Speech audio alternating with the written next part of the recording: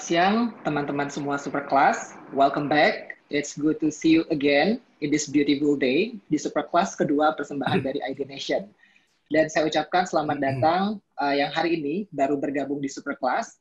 Thank you for join with us. Dan masih saya dengan Dedi, host untuk acara di Super Class.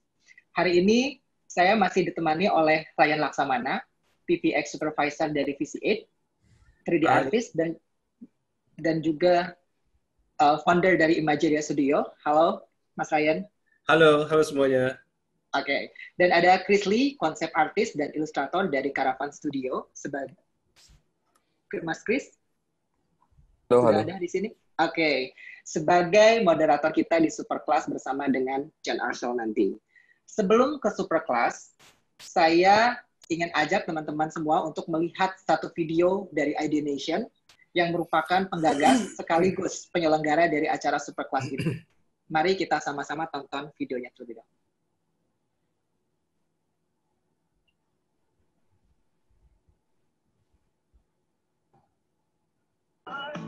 Banyak teori yang bilang kalau pandemi ada efek positif, ya, yaitu banyak inovasi yang bermunculan. Emangnya iya ya? Tahun 2019 ada yang namanya kompetisi ID Nation. Ada ratusan tim peserta dari 11 kota di Indonesia yang menampilkan berbagai macam inovasi teknologi. Dari ratusan tim itu terpilih 12 tim yang berhasil menjadi finalis dan masuk ke ID Nation Future Festival. Kalau teori itu benar, harusnya di tahun 2020 ini bahkan lebih banyak yang ikutan kompetisi ID Nation. Ini saatnya kamu, para inovator muda, buat ngebuktiin dengan ikut kompetisi ini. Untuk lebih lengkapnya, kamu bisa langsung cek ke website ID Nation di www.idnation.id dan info terupdate-nya di Instagram @in.idnation.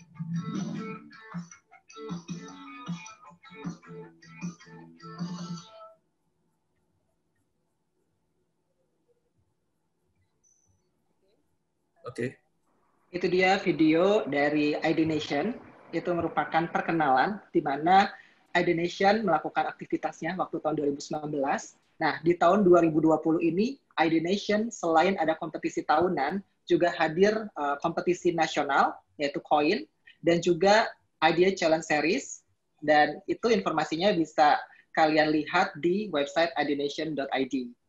Dan khusus untuk Idea Challenge Series, ini saya akan ajak kembali teman-teman nonton satu video dari Ryan Laksamana mengenai kompetisi ini. Mari kita tonton satu video lagi.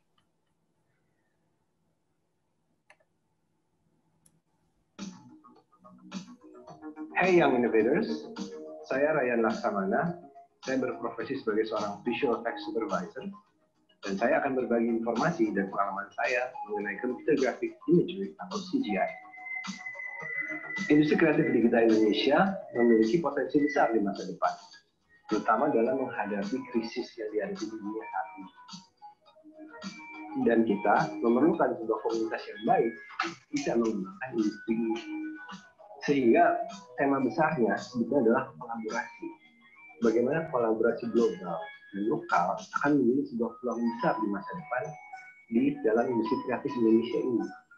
Karena itu saya ingin mengajak teman-teman dan rekan-rekan sekalian untuk membentuk sebuah komunitas kreatif ini, mulai dari workshop, sharing, kompetisi, dan peluang untuk menciptakan bersama berbagai karya di level nasional dan internasional. ID Nation menantang kamu buat ikutan Idea Challenge Series, Technology Based Art. Dalam kompetisi ini, kami mencari digital creative artist terbaik. ICS itu terbagi menjadi dua kategori. Kategori pertama adalah pemula. Buat kalian yang memiliki ketertarikan dan kemampuan membuat CGI, boleh banget itu. Kategori kedua adalah profesional. Dikhususkan untuk kamu yang punya pengalaman membuat karya dan pernah terlibat dalam pengerjaan proyek seputar efek visual dan video. Tantangan ini terbuka untuk siapa saja yang mau mengikuti. Jadi, buat kalian yang punya ketertarikan mengenai visual effect, CGI, serta profesional yang terbiasa membuat CGI, yuk daftar dan ikut Idea Challenge Series atau ICS 2. Info selengkapnya bisa kalian cek di idnation.id. Buat kalian yang menang nanti, bahkan mendapatkan hadiah jutaan rupiah. Dan yang paling seru, kalian punya peluang besar berkolaborasi dengan para visual artis nasional dan internasional. Saya tunggu karya terbaik kalian di ID Challenge Series 2 ya. Semangat!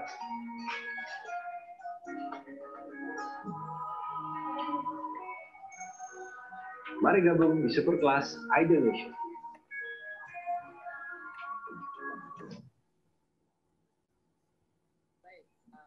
Ya, tadi video dari Mas Ryan mengajak semua teman-teman untuk ikut kompetisi Idea Challenge Series Technology Based Art. Dan deadline untuk submission di Idea Challenge Series Technology Based Art ini itu sampai dengan 5 Oktober nanti. Teman-teman, kompetisi ini terbuka untuk umum. Jadi siapa saja boleh ikut kompetisi Idea Challenge Series Technology Based Art ini. Alright, tidak lama kita masuk langsung ke sesi Super Class. Saya akan undang moderator kece kita hari ini. Ada Mas Ryan dan Mas Chris. Mas Ryan, Mas Chris. Ya, halo. Ya. Oke, kita langsung saja ya. Persilakan untuk take over acara Super Class hari ini, Mas, untuk bareng Jan Urschel. Alright, selamat siang semuanya. Welcome to this Super Class event dari ID Nation. Di dalam Super Class ini kita akan mempertemukan teman-teman sekalian dengan talenta dari berbagai seluruh dunia, dari industri profesionalnya, internasional, untuk kita bisa saling sharing, saling belajar, saling berbagi mengenai pengalaman hidup juga skill, dan nanti kelak juga ke depan akan membuat komunitas gitu untuk kreatif digital Indonesia dan internasional ini gitu. Di mana nanti mentor-mentor dan pembicaranya akan lebih banyak lagi juga yang orang-orang yang pasti karya-karyanya sudah pernah menghiasi layar-layar seluruh dunia. Nah, without further ado, saya perkenalkan di sini tamu kita adalah Jan Urschel. Dia adalah konsep artis dari berbagai film-film di dunia yang mungkin kita tahu, misalnya seperti Rogue One, Star Wars, Captain Marvel, Ghost in the Shell, X-Men, Dark Phoenix, gitu kan.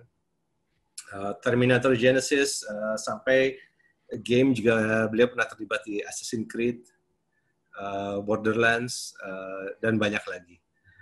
Nah, di sini nanti Jan akan berbagi pengalamannya mengenai bagaimana di awal mulanya sebuah konsep artis, dunia konsep artis seperti apa, kemudian industrinya seperti apa, hidupannya seperti apa. Nah, ini akan menjadi sebuah pengalaman dan pengetahuan yang sangat berharga untuk kita memulai di dalam industri kreatif ini. Oke, so Mas Chris, ini akan bersama saya untuk membantu acara ini, and let's go to Jan. Hello. Okay, I hope everybody can hear me here. Thank you for that introduction, and let me also just start my presentation right now. Yep. And I'll confirm with you that it all works. So, yeah. Okay, I hope that everybody can see my screen. Yeah. Okay. So let me also just quickly confirm that I'm still recording. Okay, I'm recording. Just to make sure. Okay, cool. So let me get started. My name is Jan Urschel. Thank you for the invitation, first of all, to Ryan for bringing me here and being able to speak to all of you guys. And also, thank you for the introduction. And I want to kind of repeat that one more time, just so you guys know who I am and what I do.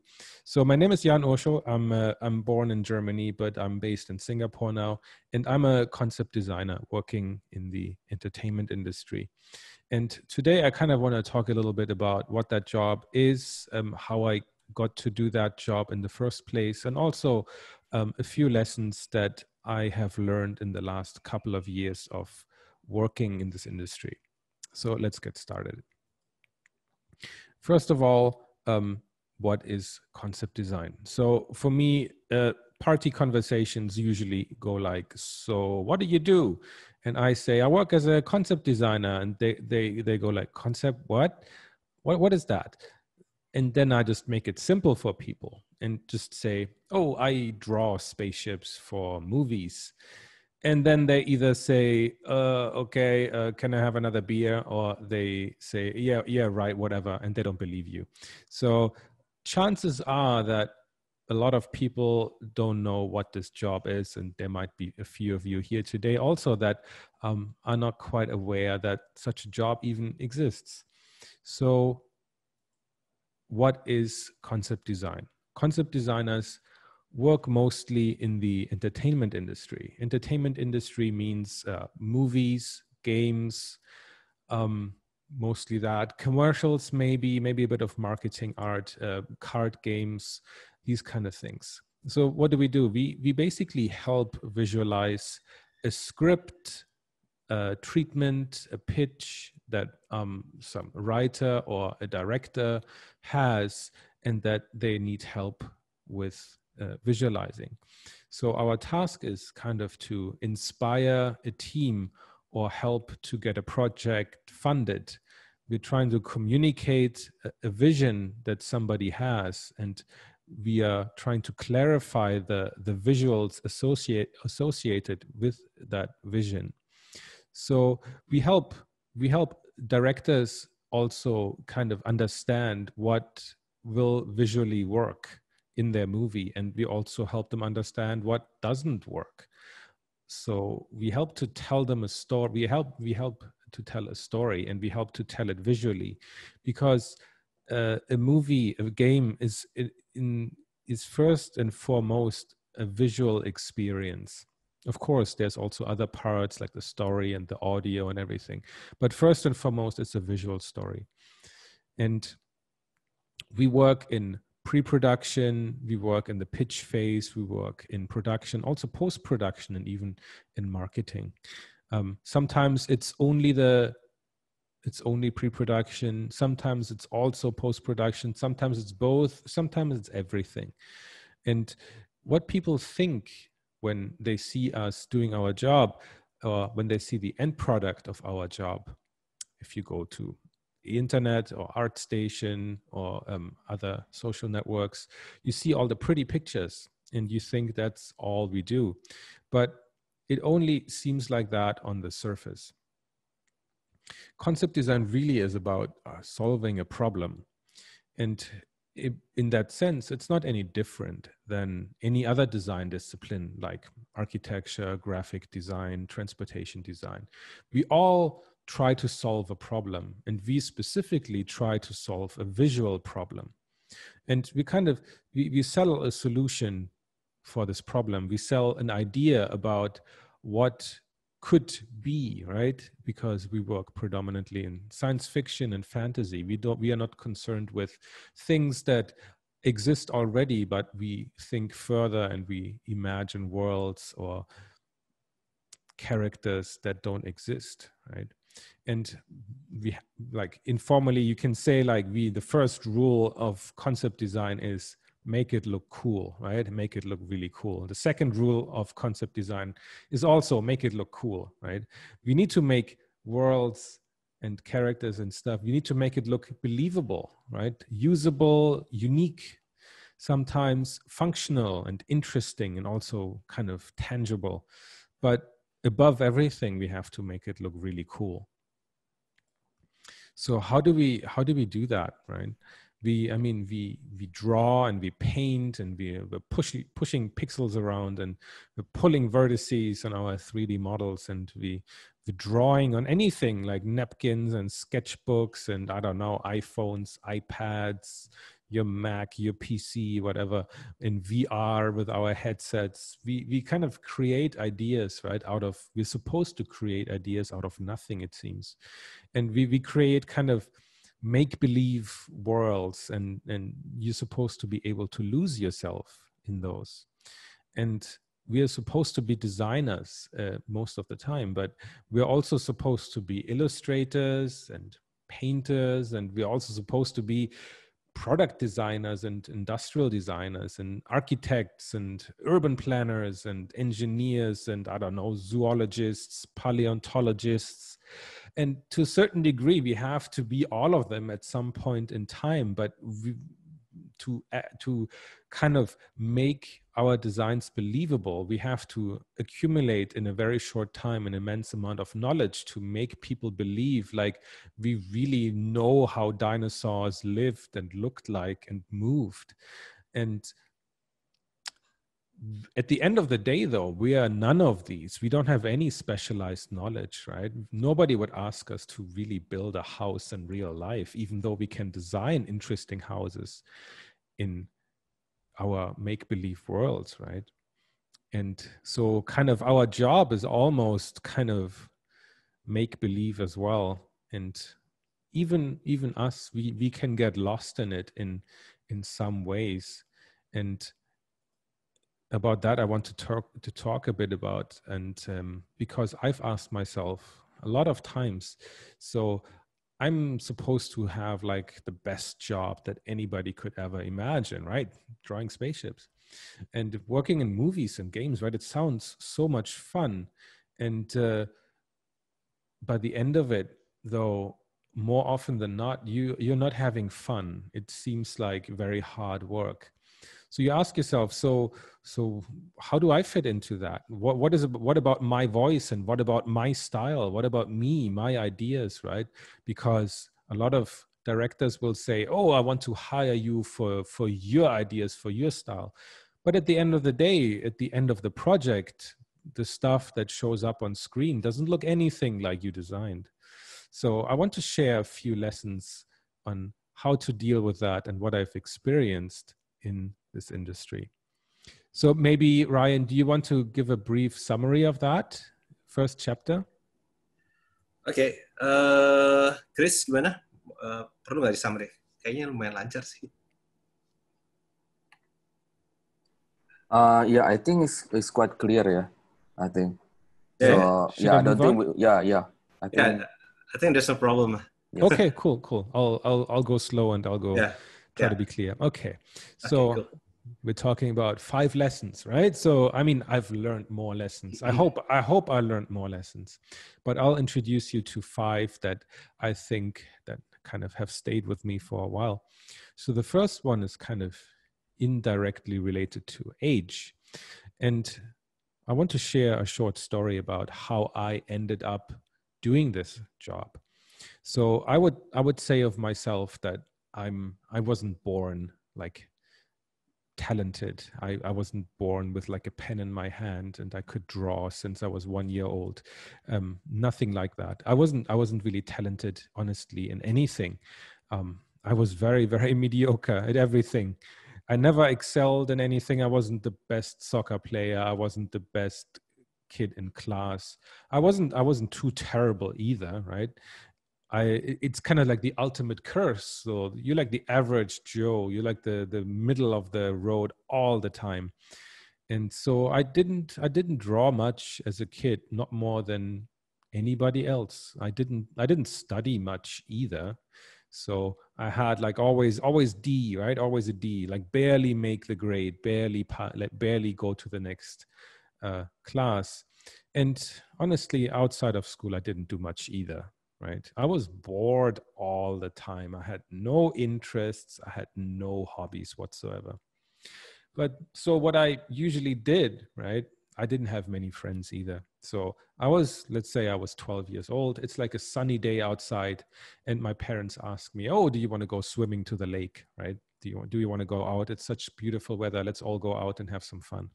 And I said, I don't want to. Like, I don't feel like it, right? So then I just like look out the window to see when my parents and my brother would be gone, when they would have just gone to the lake. And then I quickly closed the curtains and check my dad's like VHS collection.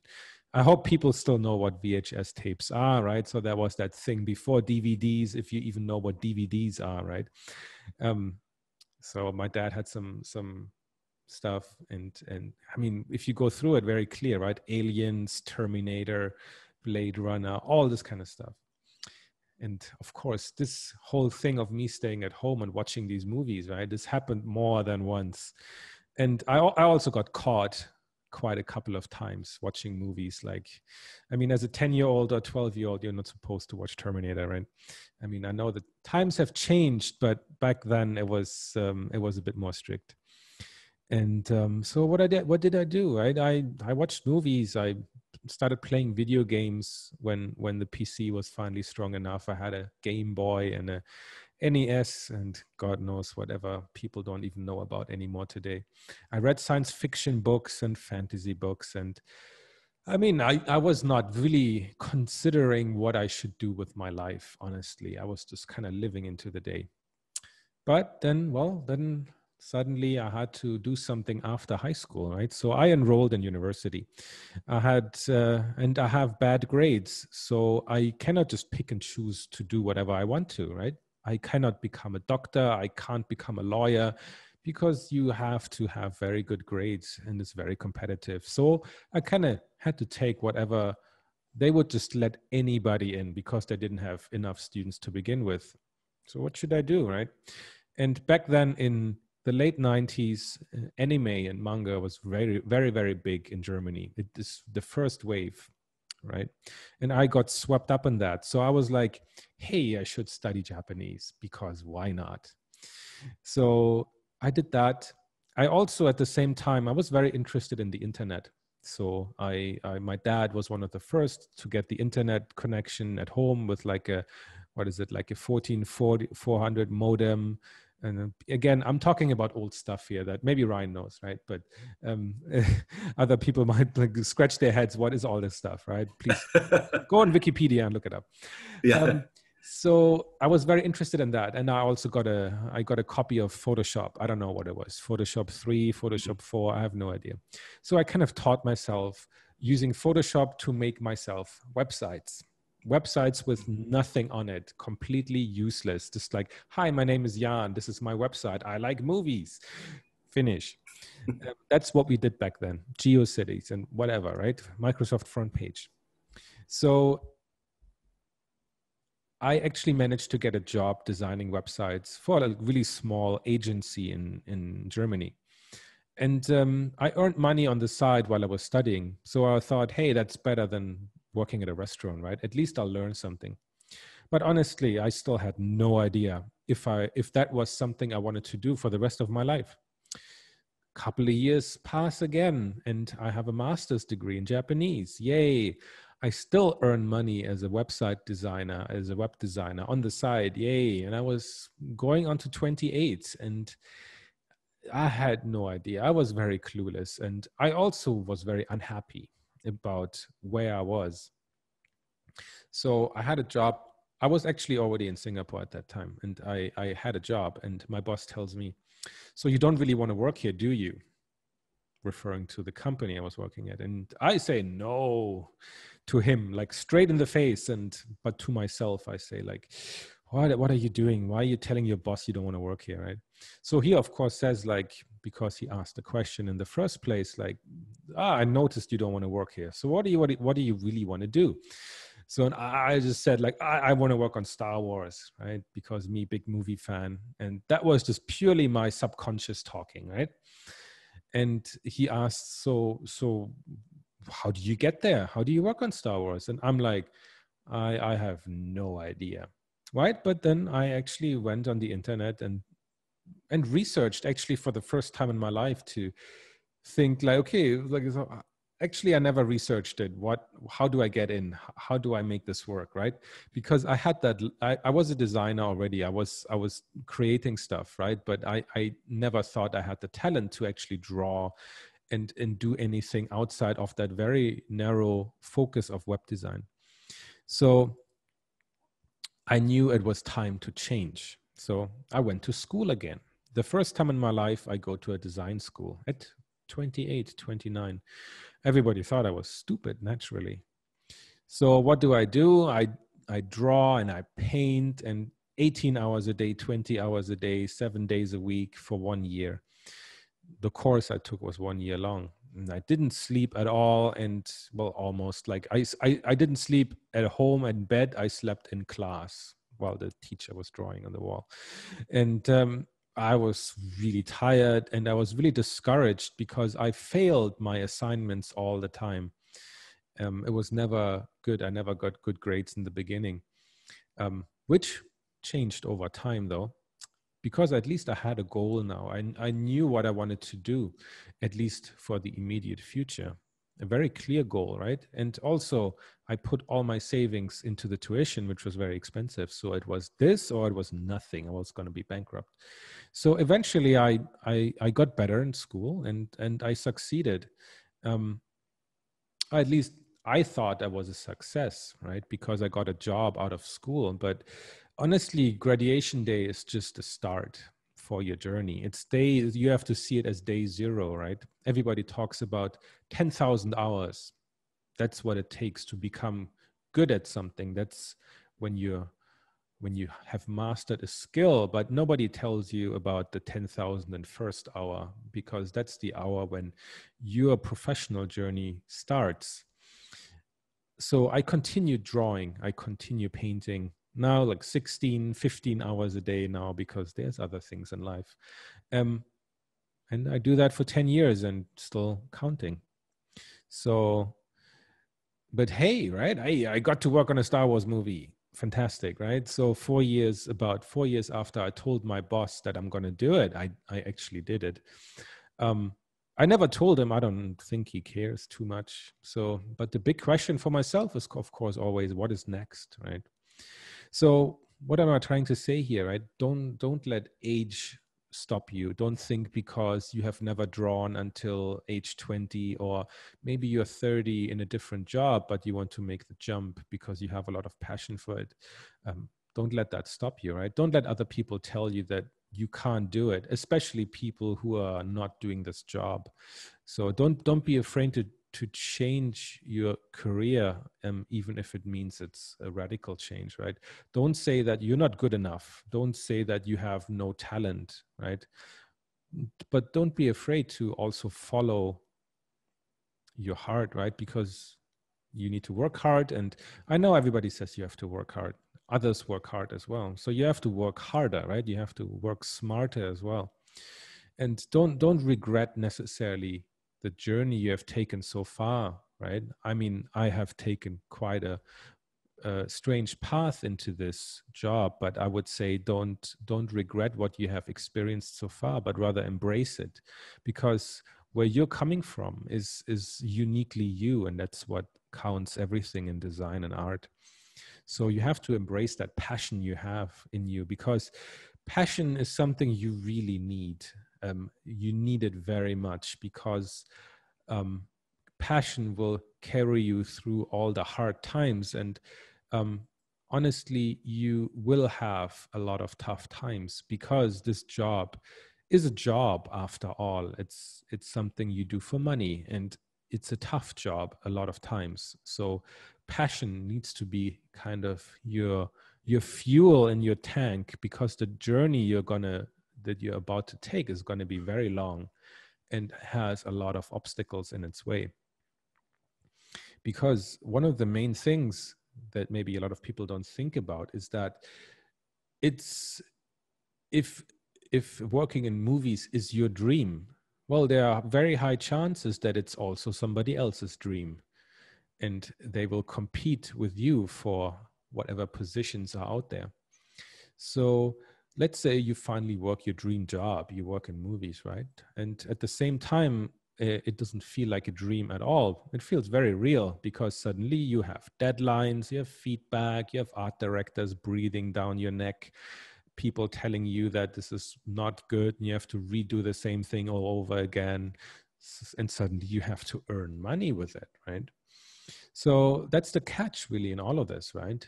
If you work in movies, you work for hire, meaning you work for somebody else, and you don't even own the work, right? You paint day in, day out, and you give it your all. And in the end, that Mickey Mouse drawing really does not belong to you, but it belongs to Disney. And you also, in a lot of ways, you don't decide what you're going to draw today, right? You will be told what to draw. You don't decide in which direction this image will go. You don't decide The color, you can't draw a green Mickey Mouse, right? So Mickey Mouse has to be black and white, and red pants and white gloves, right? So you can't change that. And honestly, like at worst, what we can say is that you're a wrist, right? You're like somebody who executes somebody else's idea. Now, this all sounds horrible, right? It sounds terrible, right?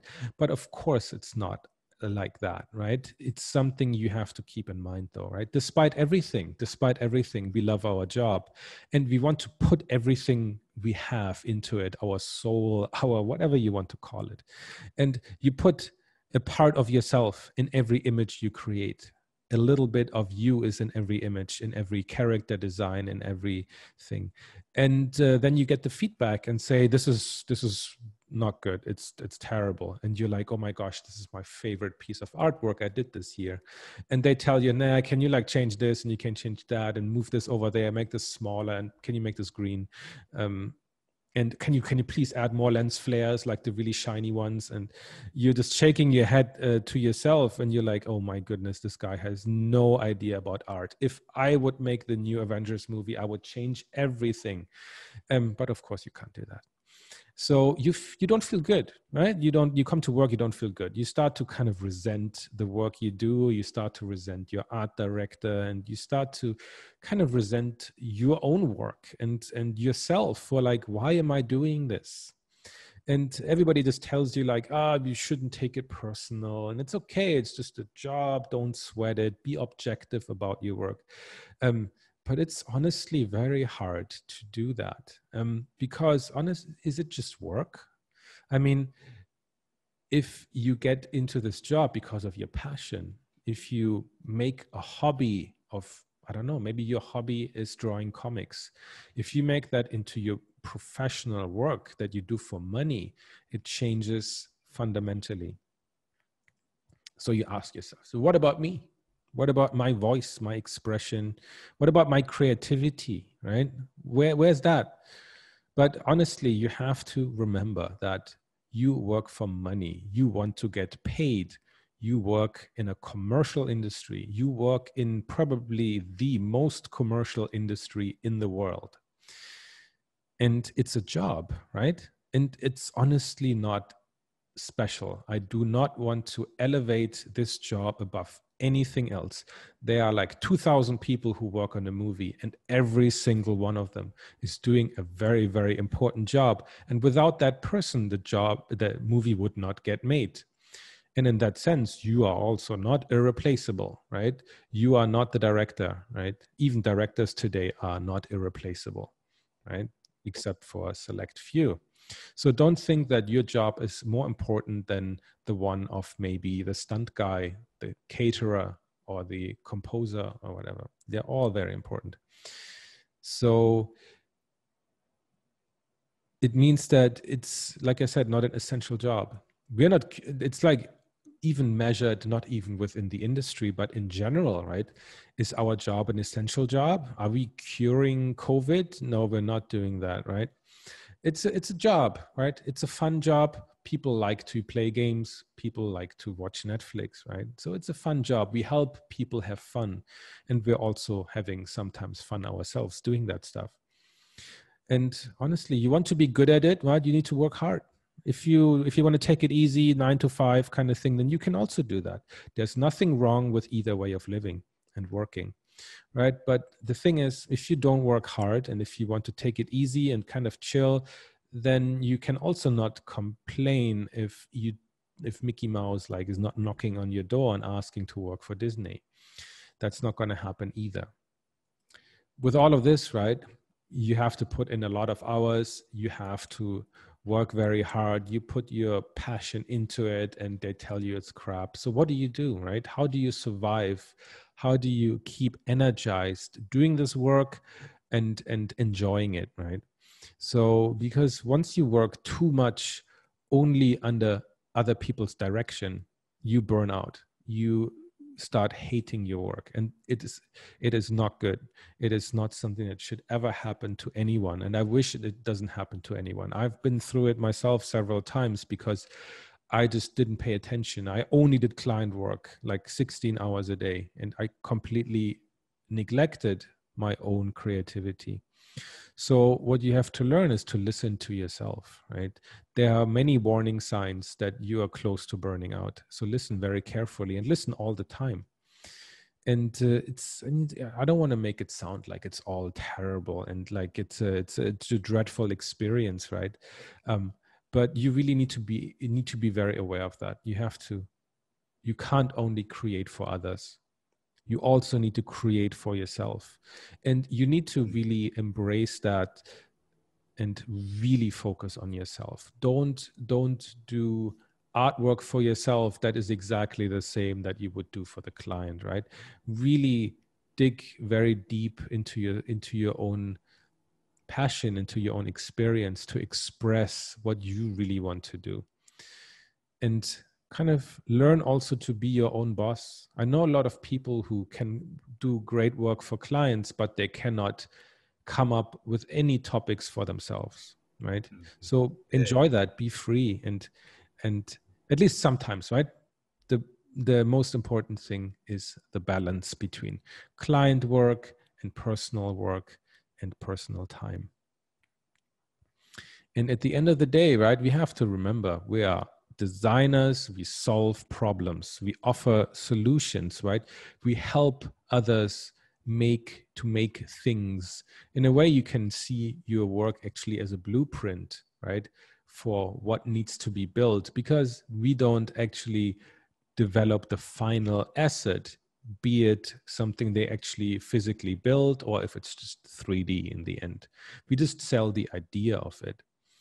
And we are not artists. I really want to make that distinction here, that we do not wait for inspiration, right? We don't wait for the muse to kiss us, for some deity to come down from the heavens and give us the spark of inspiration. That cannot be the way. You have to kind of see it in the reverse. You create the inspiration. You have to learn how to create inspirational images, right? And that will bring me to the third point. Ryan, are we still good? Should I continue, or do you want to? I think it's still good. Yeah, I think it's quite understandable for most. Okay. Gimana, Chris? What do you think? Maybe we can try to translate a little bit very fast. Yeah. You want me to go a bit faster? Sorry. No. I will try to translate a little bit. Okay. Sure. Quickly. Yeah. So jadi Yan ini boleh dibilang awalnya biasa-biasa saja, tidak ada passion tertentu, dan kemudian ketika dia memutuskan untuk berubah karir ke konsep art ini juga umurnya sudah cukup di umur 27 kira-kira tadi. Kemudian yang paling penting bahwa yang Jan bilang bahwa umur itu tidak ada masalah. Kemudian sebaiknya kita harus bekerja harder and smarter. Karena semua orang udah kerja keras juga, kita harus kerja lebih keras dan lebih pintar. Dan karena semisalnya ini menjadi konsep artis ini adalah passion kita, tetapi ketika bekerja nanti itu kita akan menggambar hal-hal yang mungkin keinginan klien yang bukan keinginan kita gitu. Tapi kita harus menuruti project dan direction dari sutradara, dari klien gitu. Dan itu akan bikin kita kadang-kadang menjadi bosen atau mungkin kok begini gitu ya. Udah masuk kerja di industri kok ternyata kerjaannya tidak sesuai dengan yang kita inginkan. Tapi memang begitulah dunia kerja, karena kita kerja untuk mendapatkan penghasilan, work from money. Jadi mungkin, tapi kalau misalnya kita lama-lama terus seperti itu, nanti lama-lama kita akan burn out juga, gitu. Jadi kita harus aware, kapan kita, sebelum kita sampai burn out, kita harus aware. Kemudian kalau dari Yan, usulannya adalah kita harus create sesuatu yang punya kita sendiri, yang kita suka, sehingga menjadi balance dari di dalam hidup kita tuh kita punya sesuatu yang kita bekerja dan mungkin secara idealisme agak kurang karena memang kalau kita bekerja kan hanya untuk mendapatkan penghasilan, sementara di sisi lain kita mencoba create sesuatu yang memang keinginan kita, dan itu coba dibuat balance, dan ya siapa tahu nantinya apa yang kita create sendiri bisa jadi lebih berhasil gitu ya. Okay, Ian, I think that's all. Okay, Yeah, great. Thank you so much. Cool. Thank you. Cool. Okay, so we'll continue talking about learning and studying. So I would say that the only constant in our job is learning. Everything else is going to be up and down. The amount of work you're going to get as a freelancer is going to be up and down all the time. Sometimes you have nothing, sometimes you have a lot. Game studios open and close all the time. It's always drama and always a lot going on. So the only consistent experience, I think, as an artist working today is that you have to learn or keep up with learning all the time. And for that, I wanted to kind of think a little bit about what drives us, how do we interact with our job, and what really drives our creativity. So we live in a very visual world, I think. If you look at just in generally, like, of course, movies and video games, photography and architecture and paintings and art. And even if you look at social media, all the social media networks that are very popular are all predominantly visual. So Instagram, TikTok, and all of these posts with pictures will always do better than actually just a written word. And we are inspired by that. We're also inspired by art ourselves, and we create art. And in turn, we inspire art again. If you look at the impact, the social, cultural, and visual impact that movies and video games have on our everyday life, it's really quite significant. And together with the artistic side, we also live with technology. And especially as designers and working in the entertainment industry, we are inspired again by technology. We live with it day in, day out. We also inspire technology in return, right? There are many things that have been shown in movies which later on become reality, right? If we just think about the let's talk about video calls, what we're doing right now, right? How often has that been shown in movies in various forms, even as early as the 1960s? And now we're living in it, right? So there's a back and forth between these powers. And I think we really work right on the intersection of both of these. And we need to embrace both of these if we want to make this job kind of work, because we have to embrace the technology and we have to embrace the new technologies that are coming out. We cannot insist that we want to do things our way just for the sake of doing it. If you want to do that, again, you can become a fine artist, and you can do that. There's nothing wrong with that, right? But if you want to work in this industry, I think it's very, very important to embrace the technology. And excuse me, if you think about it, really, we're taking art and we're taking technology, and those are really what we should understand as our tools, right? And we need to learn to command those tools, because these tools are for us to use, for us to express ourselves, right? We want to use our artistic skills, and we want to express them using technology. And we need to unlock these ideas, and I think technology in many ways can help us to unlock those and sell those ideas. And of course, the better at you have to get better at selling your ideas, and in order to do that, you need to have a very strong understanding of how to use the tools to your advantage. But I mean, there's some good things about it, and that make it a little bit easier, right? Because I think maybe men in particular, right? With all their toys and everything, we're very easily excited about something new, right? If it's like, I don't know, a new piece of art, meaning like a new movie, a new video game, we're very excited by it, right? Or if it's like a new piece of hardware, right? I don't know, oh, I'm going to buy a drone. No, I need the latest camera, the biggest computer, right? All of these things, we're very easily excited. Or if it's even like a new software, right? We said, oh my God, look at Unreal, right? I have to learn that. Like, so amazing. And it's natural. We don't want to look outdated. We want to have the latest iPhone. We want to join the cool kids, right? We want to look cool, and like all these, I don't know, abbreviations of RTX and PS5 and whatever, right? We need everything. And we don't want to be left behind, right? We see something new, we get excited, we want to learn it, we want to be doing something cool with it, right? We want to just open it, we want to install Unreal, and then we want to click a few buttons, and then we want to have this amazing environment built in real time, right? And then, but we suddenly realize, oh no, what is this? Like, this is very difficult. Why is this so stupid, right?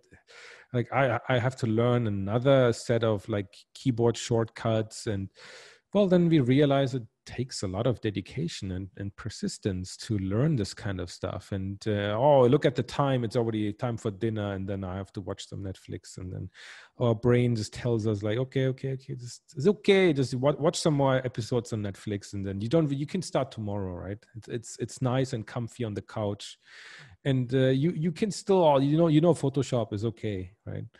So the excitement kind of goes as quickly as it came, and our brains are kind of like, it's so much work, I don't want to do it. And the learning curve is very steep, and it's actually quite nice what we can do. We can kind of express our ideas with the tools we currently have, right? But again, this industry is very much at the edge of technology, right? And it's constantly changes. It feels like concept design and how to make movies has completely changed in the last 12 months. And not only because talking of COVID, but in general, how things are moving. It's you feel like you haven't paid attention for 12 months, everything has changed. And now with the whole Unreal way of like the using Unreal Engine to shoot movies now because of all the constraints with COVID, it has incredibly quickly changed, and suddenly everybody wants to do it. And it does not mean you have to learn Unreal right now, right? I mean, if you can pick it up, then it's never gonna hurt. But you kind of need to be up to date and aware of these changes in technology, right? So that you can talk with people. And so we can't ignore what's going on around us, right? The industry we work in, we need to keep up, right? Or you will be left behind. And so to kind of conclude this point here, it's really about embracing the change, right? And the good thing is that once you allow this change to happen, and once you put the effort in, you will notice how this change will change you and improve you, and you will still have that fight with your comfort zone, but you will also realize that it's a very dangerous place to be in. And it's good to kind of reset your brain by learning something completely different that's out of your comfort zone. So if you draw a lot and you feel stuck, like you have no new ideas, maybe you should start painting a lot. If you only paint, maybe you need a change and you should maybe start sculpting, right? Or if you sculpt, then maybe you should try VR sculpting, right? And then if you do a lot of 2D, then do 3D. If you do a lot of 3D, maybe start painting in oils, right? Because it will fundamentally change your attitude towards your art, and you will learn so many new things, right? Because for me, the best place to be in my head, in my mindset, is always that I should only know kind of 50 to 60% of the time, I want to be confident about what I'm doing. And the rest, the other 40%, it needs to be a challenge. It needs to be something I have to make up as I go, right? So an example of that actually would be that more recently I've been on a project and I've got a request for a project, and they asked me, oh, can you, like, I like this image that you did, can you change it a little bit and can you make an animation out of it? And I'm like, sure. I had never animated anything in my life, but it's kind of like appearing confident, but in my head, while we had this conversation, I already in my head, I was thinking about how I could animate it in a way that would make sense and would make sense in terms of time frame. And so I kind of just made it up. And in the end, it worked out perfectly. So that's for me the best place to be, because I have enough confidence to know where to start, but it's also a challenge for myself to grow. And honestly, like, better ideas will come, new ideas will come once you change thinking about the way you do things, right? And I know a lot of people are very scared of that, but I think it's honestly, in the long run, a very good thing to do.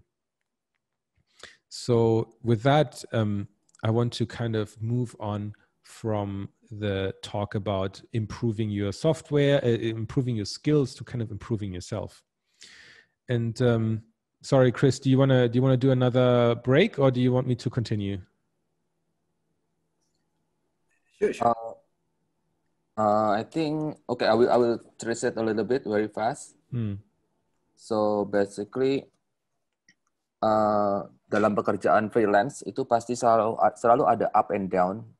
Maksudnya tuh kadang ada kerjaan, kadang nggak ada. Jadi kita ya harus tahu lah situasinya seperti itu.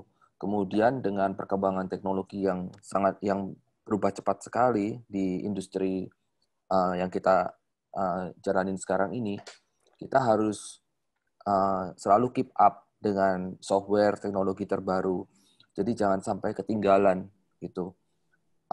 Dan kita harus melihat perubahan teknologi itu sebagai sesuatu yang baik dan harus kita embrace ya. Maksudnya kita harus rangkul lah, dan kita harus bisa mengikuti gitu. Ketimbang kita nggak boleh menolak karena kita akan ketinggalan gitu.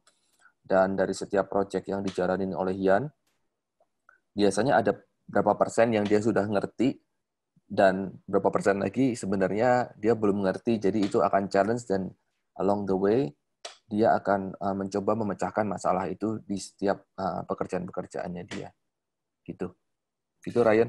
Ya, mungkin kalau gue boleh nambah sedikit sih, bahwa perkembangan teknologi saat itu memang sangat banyak gitu ya, dari mulai software, hardware, kemudian hal-hal yang kecil. Tadi yang disebutkan Jan juga adalah mungkin lebih kepada metafor bahwa kita juga jangan sampai justru karena saking banyaknya pilihan itu kemudian kita kayak diem aja gitu, nge-freeze gitu kan. Dan jadi terlalu terpaku oleh si teknologinya sendiri juga gitu. Jadi kalau kita hanya tiap harinya berusaha untuk mencari mana yang terbaru atau segala macam, tapi tidak berfokus kepada tujuan dari art dan skillnya itu juga akan jadi membuat kita jadi tidak bergerak kemana-mana gitu. Kita malah terdistract oleh perkembangan teknologi itu juga. Jadi kita perlu untuk cukup bijaksana gitu. Kapan kita mengejar sebuah teknologi, kapan kita fokus dengan tujuan akhir kita, supaya kita tidak terdistract dari tujuan utama kita hanya karena sesuatu yang sifatnya lebih kepada trivial aja gitu, kayak tadi soal Netflix dan segala macamnya.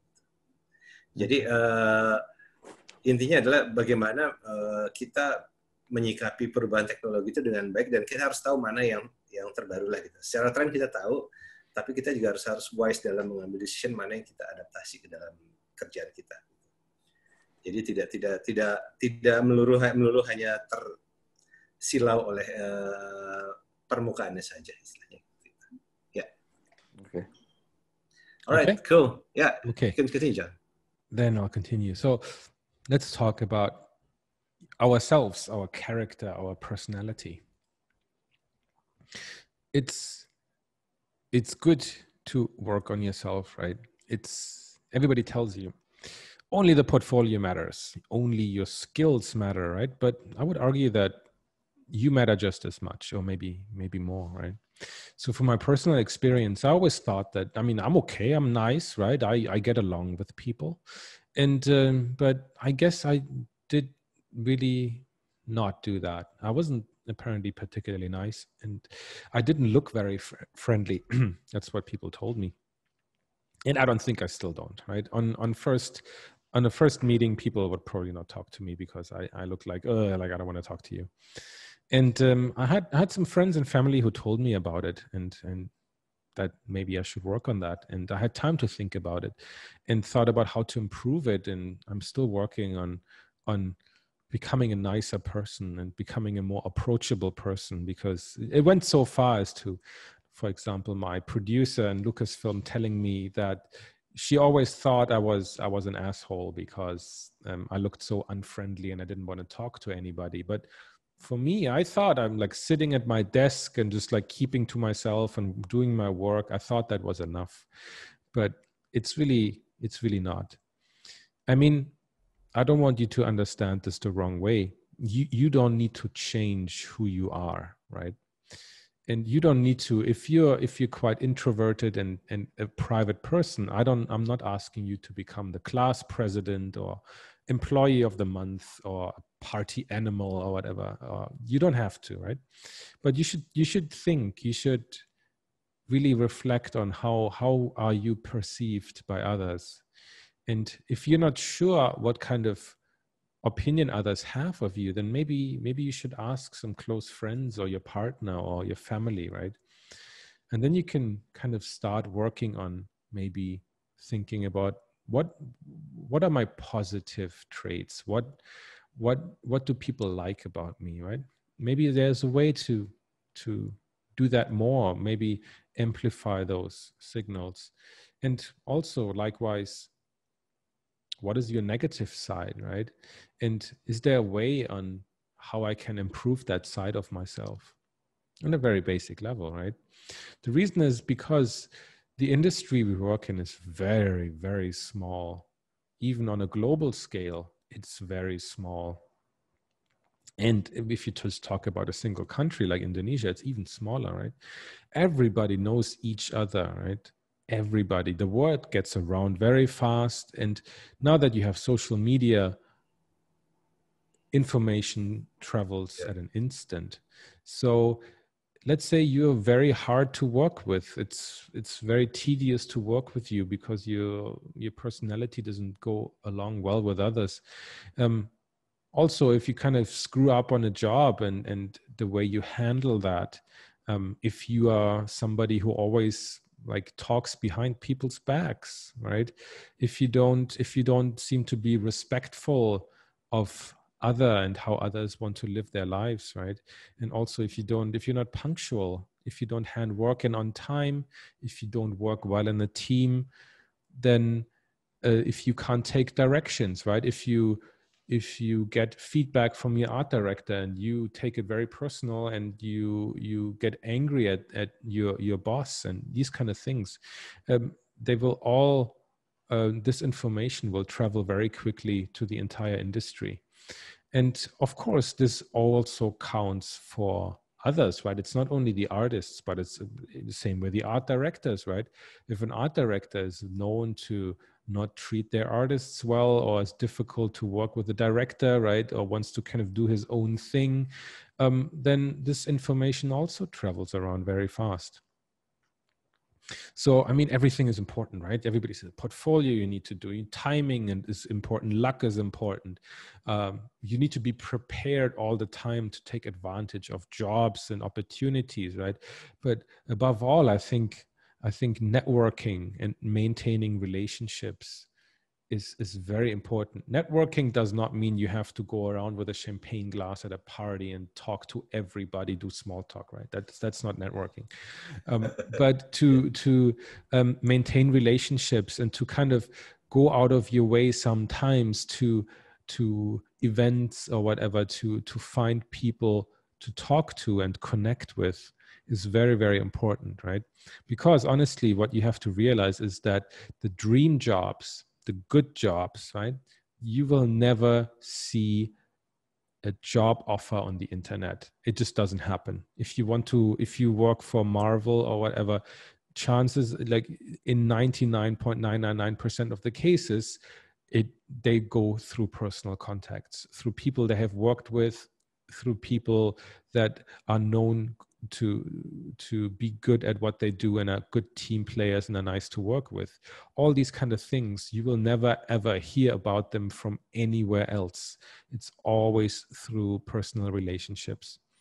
And then you just get that email, and then you're without a warning, and you're just sitting on the toilet, like flipping through Instagram, and suddenly you get this email that they want you to work with on that massive project. And that's how it works, right? And usually these kind of recommendations come from people that you worked with like 5 years ago on some job you never thought anything else would come out of that. So I'm still getting jobs from people that I worked with like almost 10 years ago. So it really pays off if you are good to work with, right? And so you have to just very basically think about it, right? Are you somebody, would you recommend yourself? Like, are you somebody who can be recommended easily, right? And why is that, right? Do you have so many positive traits that like everybody can't help but work with you, right? So you have to have good work and you have to be good to work with, right?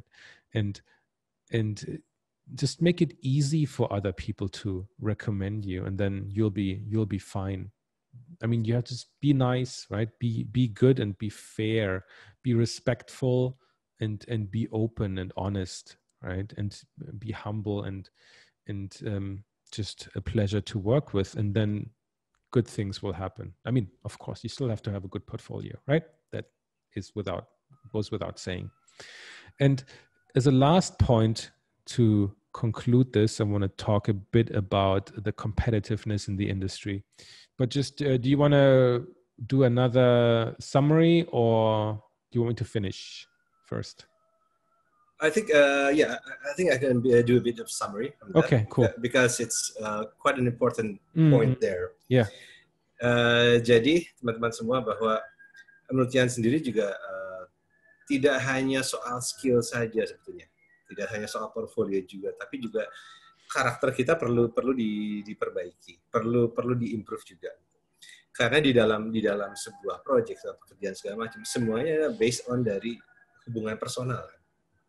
Jadi bagaimana kita membawa diri kita dalam sebuah pekerjaan, bagaimana kita men-treat orang lain dengan respect, bagaimana kita berkomunikasi gitu kan gitu.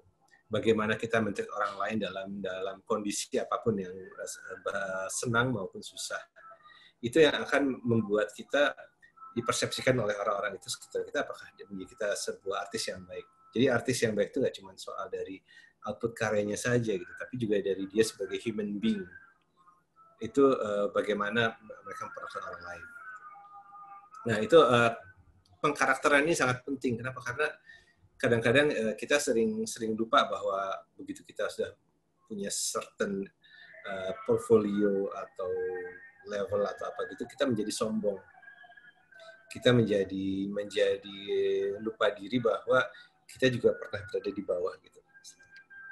Nah, dan seperti bilang bahwa ketika kita bekerja dalam satu project, itu kan juga tidak hanya soal teknikalnya aja, tapi juga soal chemistry di dalam tim itu sendiri juga. Jadi bagaimana kita bekerja sama dalam tim itu yang akan menentukan bagaimana kedepannya kita akan dipersepsikan dan apakah kita akan diajak lagi gitu istilahnya untuk dalam sebuah project pekerjaan. Jadi nggak cukup bahwa kita punya pekerjaan, kita juga harus menjadi seorang manusia yang lebih baik di dalam gitu. Nah ini adalah sesuatu yang tidak bisa diajarkan pada orang. Itu adalah sesuatu yang harus kita matangkan sendiri. Kalau kita punya attitude yang jelek, gimana kita misalnya merendahkan orang lain atau apa gitu kan dengan terlalu mudah, itu justru akan membuat orang lain itu mempersepsikan kita menjadi orang yang jadi tidak baik, dan pada akhirnya orang juga enggan untuk bekerja lagi dengan kita kan. Tapi juga kita harus tetap menjaga bahwa kita memang punya skill pekerjaan yang bagus juga, attitude yang bagus juga. So it's vice versa. Jadi dari kedua sisi. Ya, kira-kira gitu. All right. Okay. Jan, Cool. yeah, cool. Okay. Thank you. Wow. You have a tough job here to translate everything. Thank you for that. Yeah. But we just have one more chapter and then we're done with this. Okay, cool. So last topic I want to talk about is about the competitiveness in the industry. And I know that most people know that. I mean, if you just look at social media, if you look at ArtStation, just the sheer amount of new work that is uploaded every day is very intimidating. But honestly, that's the reality. And in order to deal with that, you kind of have to adapt. And for me, adaptation means diversification. I'll get to that in a second. Our job really sounds cool and looks cool, right? It's like I said in the beginning at the dinner conversation, it's like, oh, I draw spaceships for movies and I'm getting paid for it. Like how amazing does that sound, right? And a lot of people will think so. And a lot of people want to get into this industry. A lot of people get in at the end, but most people actually don't.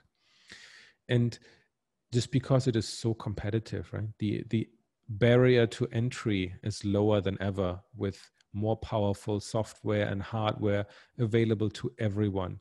You don't need to get a fancy art school degree anymore in order to work in this industry. Some of the biggest names are self-taught.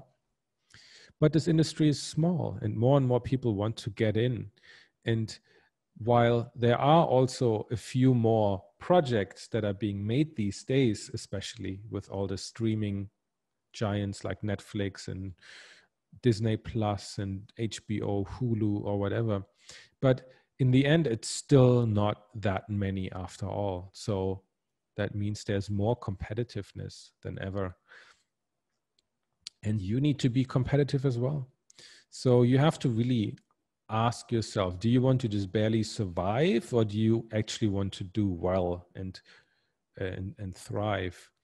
And the choice is yours. Like I said in the beginning, both choices are valid. Different things are more important for different people. And not everybody wants to spend their day, all day, every day working and weekends working. But let's say you want to do well, you want to thrive, right? You want the biggest jobs, right? And for me personally, what I want is that I have the freedom to choose my jobs, that I have the freedom to say no to the biggest jobs. Like it would be the biggest pleasure of all to say no to Disney. It's like, sorry, Disney, I don't want to work on your new Avengers. I'm too busy because I have so many other projects. That's the situation you ideally want to be in, right? And for that to happen, you need to work very, very hard. But I also said before, most people work hard, right? Like you said, on social media, non-stop stream of great artists out there. So you need to work, you need to kind of work harder than the rest, right? Without really knowing how hard they work, but you have to work harder. And especially if you're a bit older, you also have to find a way to work faster than the rest and learn things faster. And then I come to the point of diversification, which means that you cannot just put all your effort into one thing. You can't put all your eggs in one basket, as they say. And it comes down to not working only the same way you have always worked, right? Learn new skills, learn new software, like I said. And don't always think that you have to get paid the same way, right? There's many different ways how you can get paid, with different rates, with different kind of payment schemes and one-off payments and all these kind of things, right? And you shouldn't always work with the same client, right? And you shouldn't always work with the same kind of client, right? If you only work with movie companies on movies, then what do you do when something like COVID happens and nobody can make movies anymore? What if you only work with game companies, and I don't know, whatever, like whatever happens with the game industry, and suddenly nobody plays games anymore. What do you do then, right? Don't focus on the same kind of project in the same industry, in the same country, right? If it's more likely that one country is affected by something economically than the entire world. So you have to kind of get out of that mentality to do things all only the way you have done it so far, and to continue that, and to hope that things will just work out the way they do. Because I also said that many game studios are banking their entire success on one video game title they're developing. If that doesn't do well, the company goes bankrupt, and then you're on the street. And a lot of people, of course, a lot of people they don't want to do anything outside their working hours, and that is fair. And well, those people unfortunately are very unlucky, because the industry is what it is. It is very volatile and very fragile. And that fragility comes from a very one-sidedness of looking at things, of putting all your eggs in one basket. And if anything, you might not be able to change that company or that industry, but you can change your attitude towards it. So, like, ask yourself, if the client goes away if your company goes bankrupt, what happens to you? What if the game gets canceled for some reason? What do you do, right? If the movie gets canceled, suddenly you have no job anymore, right? All these things, right? People suddenly can't go to movie theaters anymore, right? Or you get laid off, or like, God knows, like 2020 is like, I think everybody says the worst year in the recent history or whatever, right? So if all these things go downhill, right? What have you done to prepare yourself to not be in a bad situation, right? How can you get out of it? And what kind of plans do you have to counterbalance that, right? I mean, for me, it comes down to, like, you need to be open to explore, right? And be ready and be prepared to explore all these things, and don't necessarily get caught just being lazy and watching Netflix all the time, right? And that can take many different shapes, right? You have to constantly, you should ask yourself, like who can I work with? What companies? Like, what industries can my skills be useful to? Where are the new clients? What new studios are out there? What new opportunities are out there, right? What can I offer, right? What is unique about me? People always say, like, oh, there's nothing unique about me. Like, I'm just doing what everybody else is doing. Well, then either that is true, and then you need to start working on yourself to figure out something that can set you apart from the rest, or chances are that there is really something unique about you, and it can be something as little as the way you think about things, the little twists that you do to certain things that somebody else might be very grateful if you could share it with them. And we always work too much in our silos and think about, like, oh, I'm just drawing and painting. There's nothing special that I do. But we kind of forget about all the little things we do to make our life easier, and that other people maybe have not thought about yet. So again, what do only you do? What can you do differently? What can you share? What can you sell, right? Think about it. What can you build? Like, maybe you can sell some of your brushes, or maybe you can sell some of your particular skills that you have. Maybe you can build an app. Maybe you can build a website to do something else, right? Maybe there's a story you can tell. Maybe you have an interesting background. Maybe there's something new you can learn, and maybe the way you learn is really great, and you can teach the way you learn. Like, there's so many different ways, and you can maybe you're really good at teaching, maybe you need to be more like of a preacher. Maybe you like to stand up maybe you are the class president and you want to stand on a table and you want to rally people, right? There's so many things, and you have to think like, can I build an audience, or who could that audience be, right? Would I find my audience through, I don't know, TikTok, YouTube, Patreon, Twitch, or some other ways of doing things, right? Just relying on somebody else to hire you and then do the work, I think is something that we cannot afford.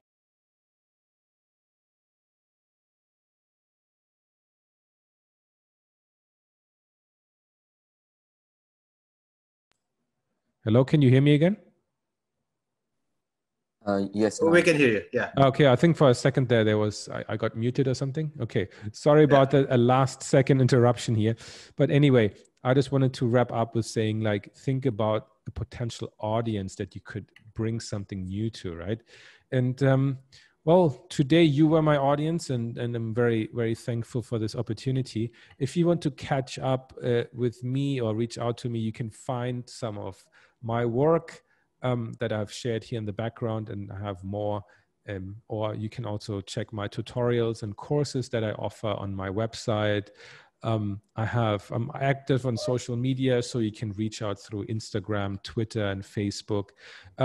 I know I've touched a lot of topics here only very superficially. So if you want to know more about the industry and more tips and tricks, I have a podcast I'm doing together with a good friend and a very experienced artist, which you can check out on YouTube or Spotify, Apple, Google, wherever. It's called the Art Department Podcast, and I'd highly recommend you to check it out if you want to listen to some more of my blah blah blah.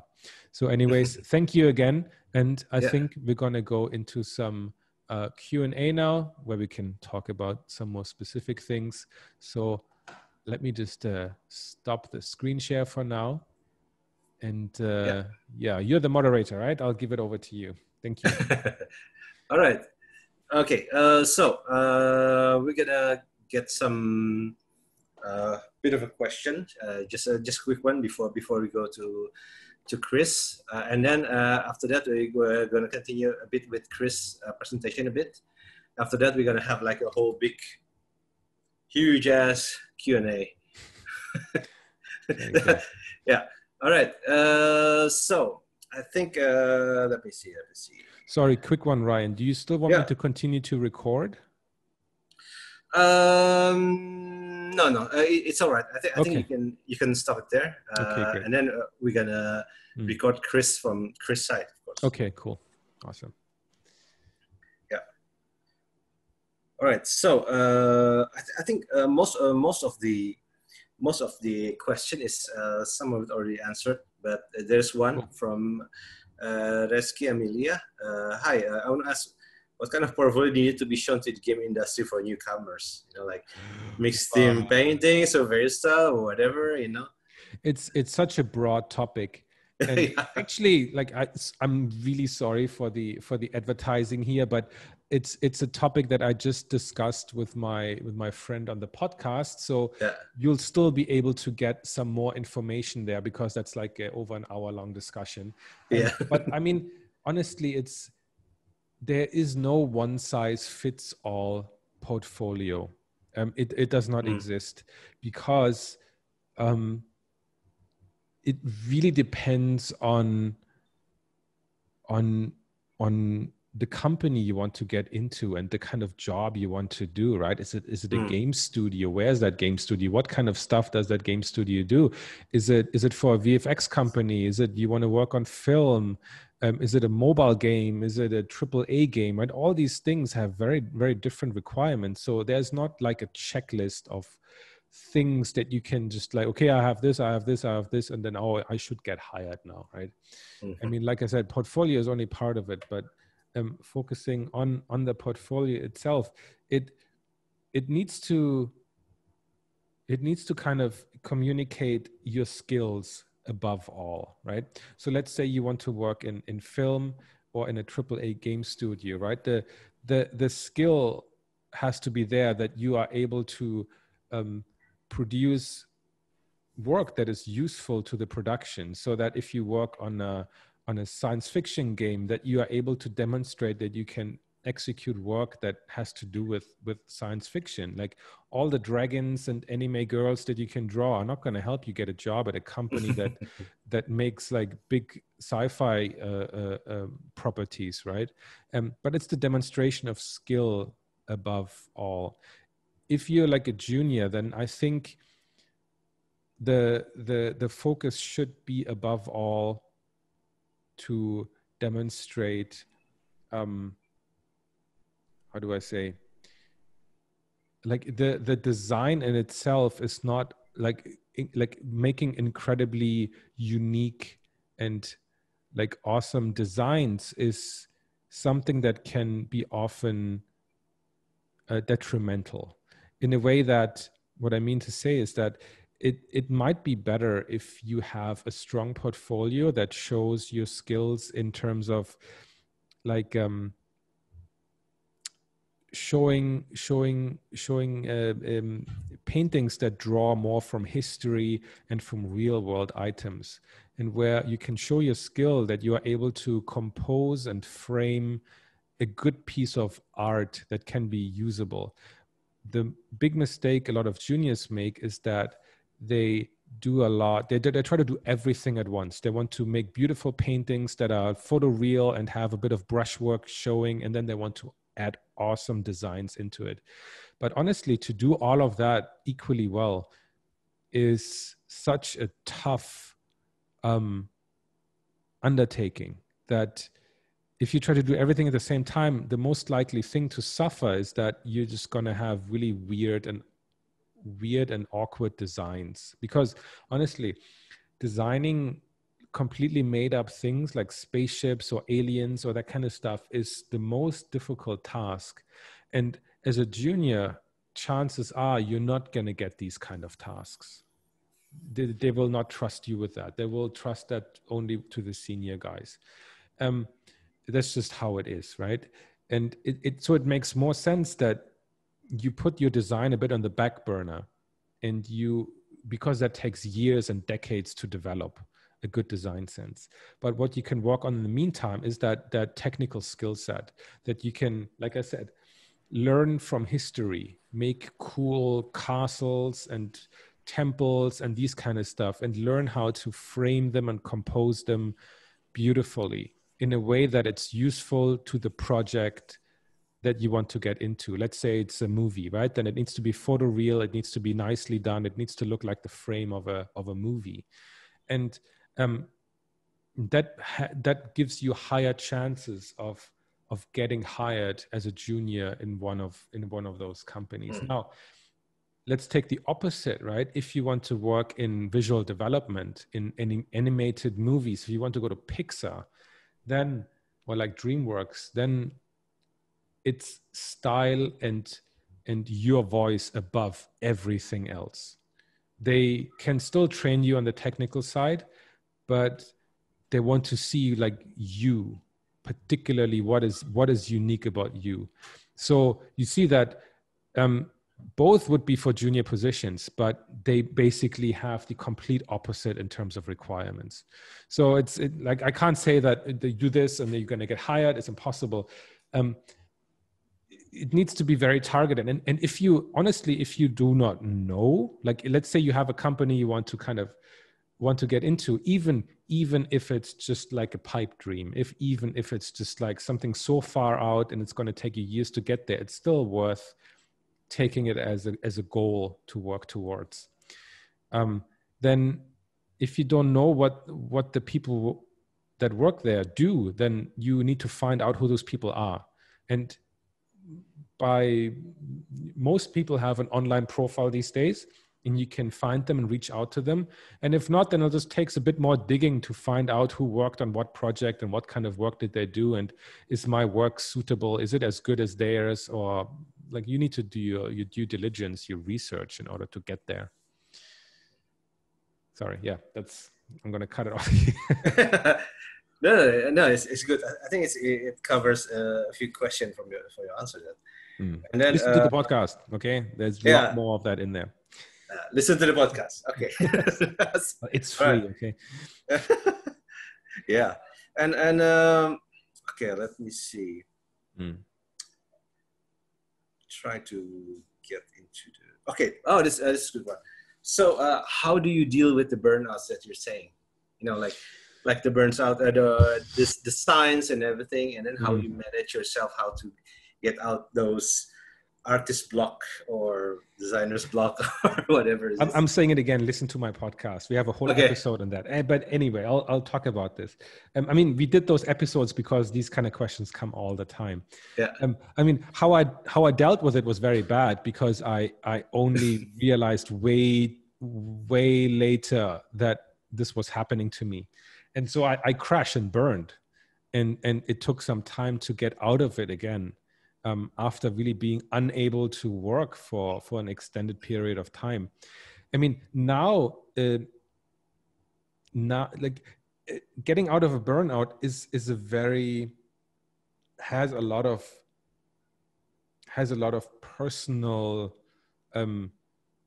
it needs to be a personal solution. So there's a lot of it in there that maybe only uniquely you need to balance your life out. But I mean, I can talk a little bit about what I did. I mean, for me, it's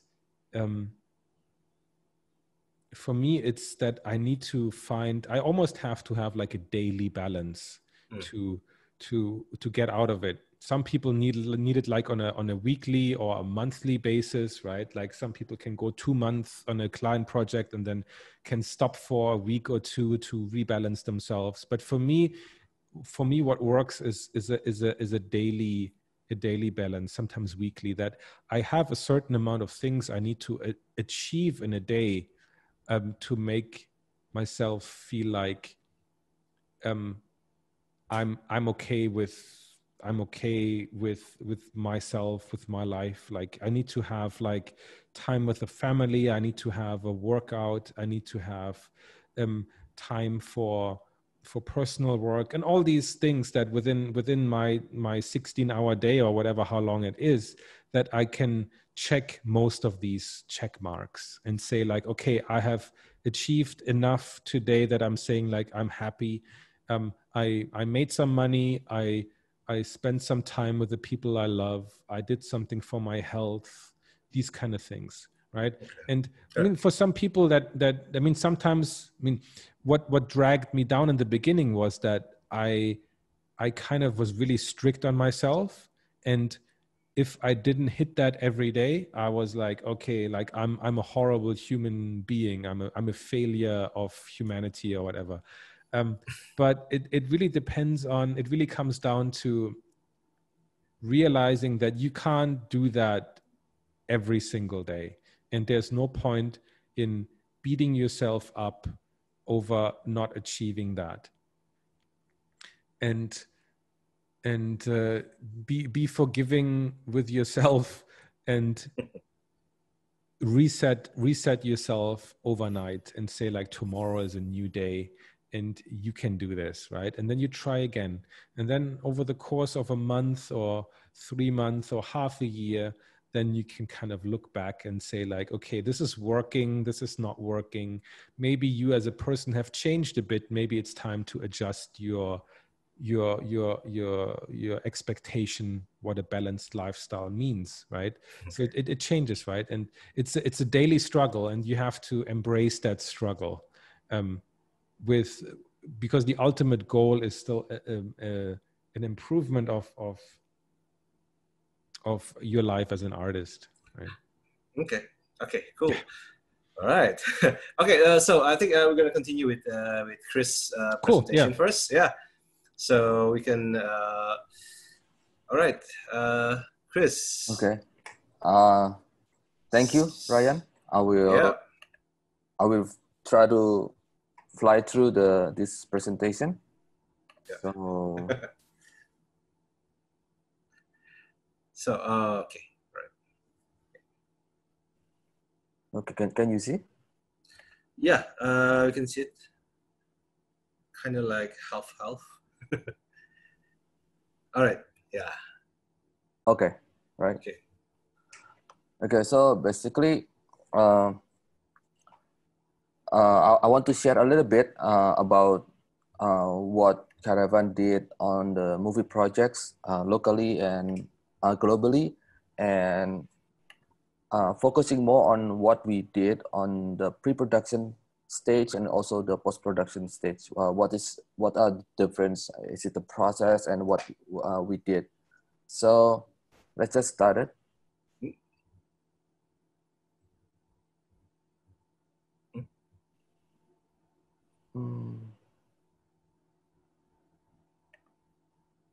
Okay.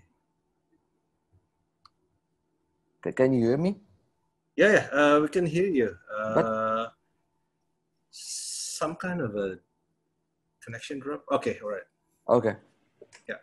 So Caravan is a group of artists. So we have about 35 artists now. We started in 2008 with more on comic book and toys design projects because I went to school for comic books stuff. And then we started to develop into other industry, mostly on the games. And in 2015, we started to go into the movie industries because we got offered by Pak Mike Wilwan to help on the concept design for HBO series Halfwords in 2015. Okay.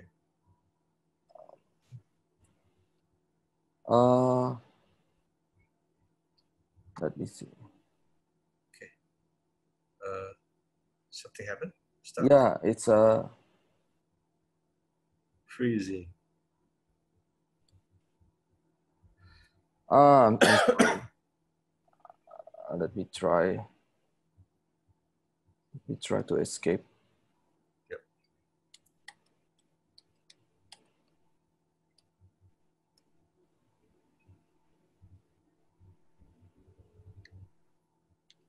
Okay, actually, I don't know what happened. Yeah. But this is some of the projects that we did. Is a comic book for Marvel and also for Disney. This is some of the toys, illustrations that we did for the packaging for the Transformers. Yeah. And this is some arts that we did for the Star Wars games. Yeah. And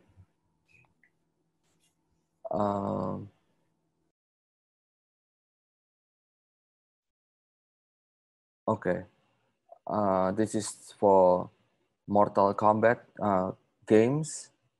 And now this is some of the movies that we already involved.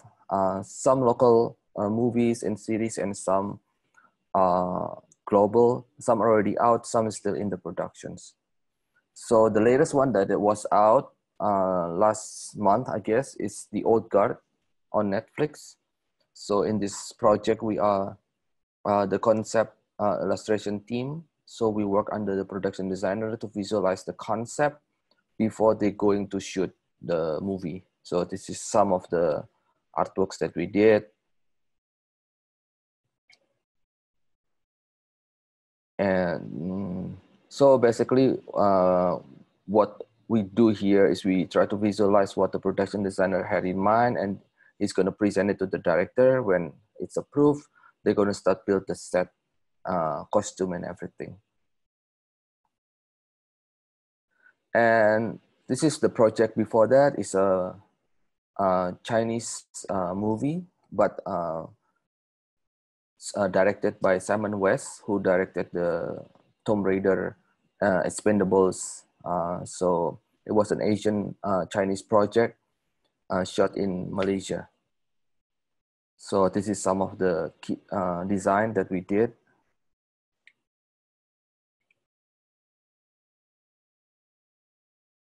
Some of the sets are actually built on the Pinewood in Johor Bahru. So the other project that we did for Netflix was The Stranded. It was a Thai original series. The production designer is from Thailand that we knew in our previous project. So this is basically it's an island got flooded by a tsunami. I mean, you can watch it in Netflix. So, Karavan usually involved in several stages in the movie. So starting from the pitching stage, the pre-production before we shoot, after the shoot, we do the help on the post-production, and also sometimes we also involve in the marketing. So,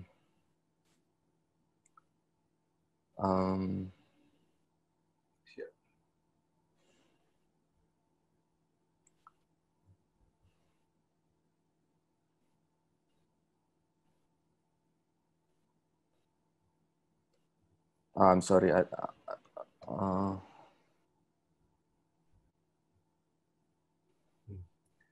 kah? Yeah, I mean the screens. Did you see the screen moves, or it's just stuck, right? Still stuck on the stages in movie production. Yeah. Actually, I never experienced this before. It's mungkin coba gini di unshare terus share lagi gitu. okay. Okay, it's just weird because I couldn't really. Okay, I will try. Yeah. Okay. Yeah. Okay. So on the pitching stage, we do a lot of illustration for the pitching deck, for the sponsors, and also some animatic sometimes, and also mock-up posters. So this is like a sample of key art that the producer used to do pitching. This is another one. And this is some of the mock-up posters that we did even before there was a cast, or even before the production started. So we have to create something for the audience. And during the pre-production, we do a lot of visual development designs, some key art, storyboard, graphic design, some shooting property, and also some 3D modeling. So here are some of the samples. So this is character designs for Wiro Sableng. This is for Gundala. This is for Foxtrot 6, some of the vehicle design. This is another one. It's a modification from Kijang, old Kijang. This is a set for set design for Grise for an HBO series. This is a key art scene for Buffalo Boys.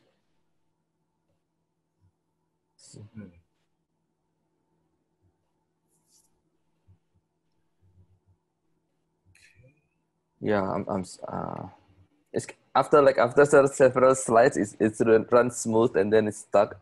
I don't know. It's okay. It's okay. Share it and share. Yeah. Okay. Okay. Yeah. This is a key art for the movie Hit and Run. This is samples of storyboard that we did during the pre-productions. This is some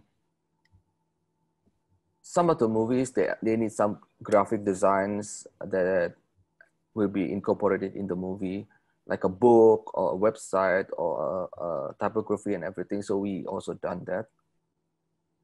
This is for a card game that they will print it and part of the story in the movie for the movie Terlalu Tampan.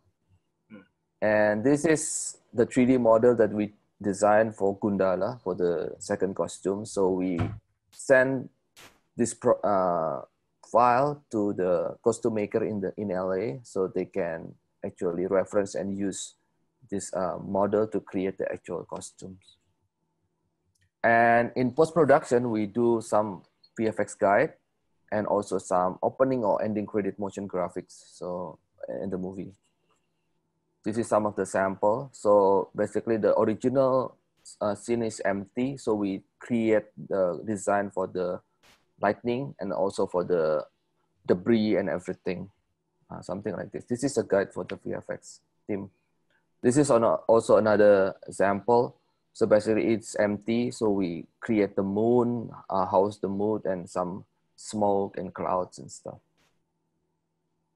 And some of the marketing products that we do, logo, posters, product licensing and everything. So this is some of the sample. this is logos for movies. This is posters. And actually, Wiro Sableng was in AOV games, so we need to redesign the character to fit with the style of the game. Some comic books adaptation, and also art book for the process that we did during the pre-production of the movie. So some study case. I'm gonna show a bit of Wiro Sableng and Gundala. So basically, this is the pre-production. So usually we read the script, then we're gonna list down items that need to be designed, and then we're gonna have a briefing from the director and producers. Then we're gonna do some research, design, then present, then it's gonna be some review feedback, then we're gonna revise again until the design is approved. Then after the design is approved, then we prepare more detailed drawing of props and everything. And then the purpose is for them to actually make the costume or make the set and everything. In the end, if we need to supervise, then we do some supervision for the actual things. So this is some of the samples for Wiro Sableng, some of the key arts.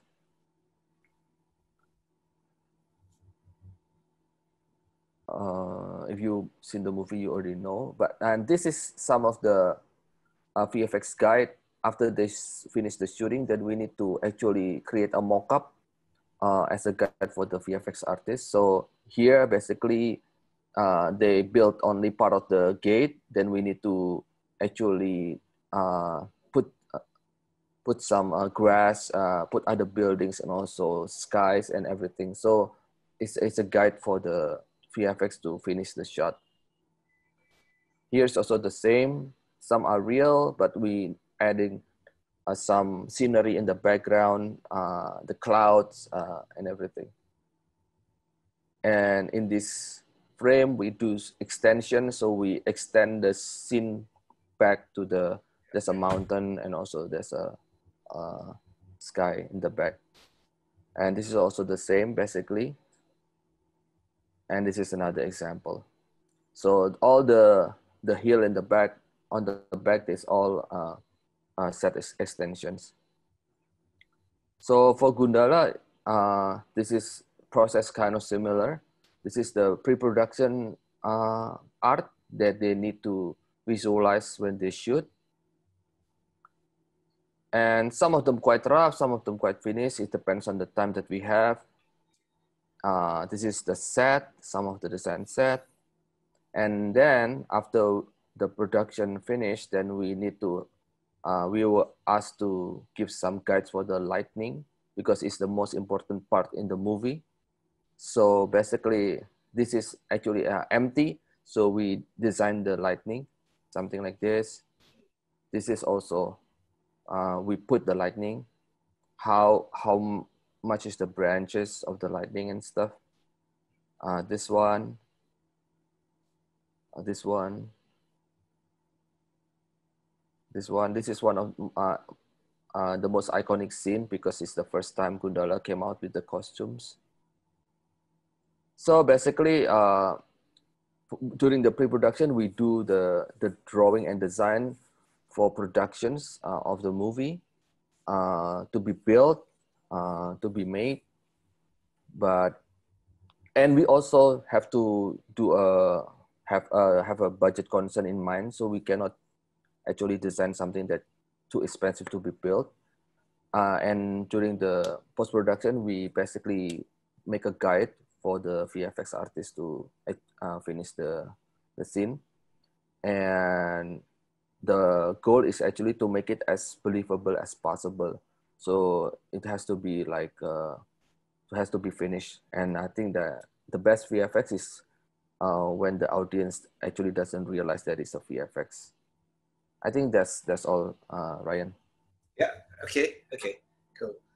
Nah, jadi tadi sebenarnya dari hasil yang presentasi tadi dari Mas Kris, itu sebenarnya udah itu ngasih lihat sebetulnya, menyambung apa yang disebutkan oleh Jan tadi, diversify dari segala, tidak hanya soal desain konsep artis juga, tapi juga memprovide solution gitu, solusi kepada sebuah produksi, which is adalah dari mulai gimana kolaborasi dalam sebuah film gitu kan, tadi dia bekerja sama dengan visual effects juga gitu, kemudian bekerja sama juga dengan departemen lainnya juga gitu kan, dalam menerjemahkan visualnya supaya pada akhirnya bisa tercapai tujuan akhir dari konsep visual film tersebut. Nah, alright, sebetulnya ini kedua presentasi ini diniatkan adalah untuk saling mendukung sebetulnya gitu. Yan dari sisi yang artisnya, as an artist, gimana secara internalsnya, Chris dari segi implementasi yang lebih advance-nya lagi gitu kan gitu. Nah sekarang, so I think it's time for us to get some bit more of the question. Sure. Yeah. So some of it would like to know, like, okay, what about networking? You know, like how you connect with the big studio names or whatever it is. I know it's not a standard process for everyone, but perhaps a bit Jan can share a bit of your experience in like networking a bit, just like a very brief thing about it, and Chris also can explain about how to reach out, you know, to industry the first time. I think that will be something that is quite on the question of everybody's mind right now. Yeah, I mean, there's many different ways. You can do like, I mean, you should maybe still try cold calling once in a while. Maybe just contacting them out of the blue. But I mean, what I always find more effective is, I mean, not contacting the like not seeing it as like you're contacting a company. It's more like you need to reach out within the people inside the company, right? Find somebody on as a start. If you don't have any contacts at all, right, then you need to the best chance you have is reaching out to somebody on your level, on artist level, to find to have common points of interest and common things to talk about. And the best thing I can say is that, I mean, I know you need a job or whatever, but if you only contact people with the intention of begging them for a job, you're not going to get anywhere. Because just imagine yourself in that position. Do you want to get like nonstop emails or messages from people asking you for like favors? You've never heard of these people. You've never met them. It's just some random person on the internet, right? So why would they do you a favor, right? So you need to. There's a couple of like things at the same time that need to happen.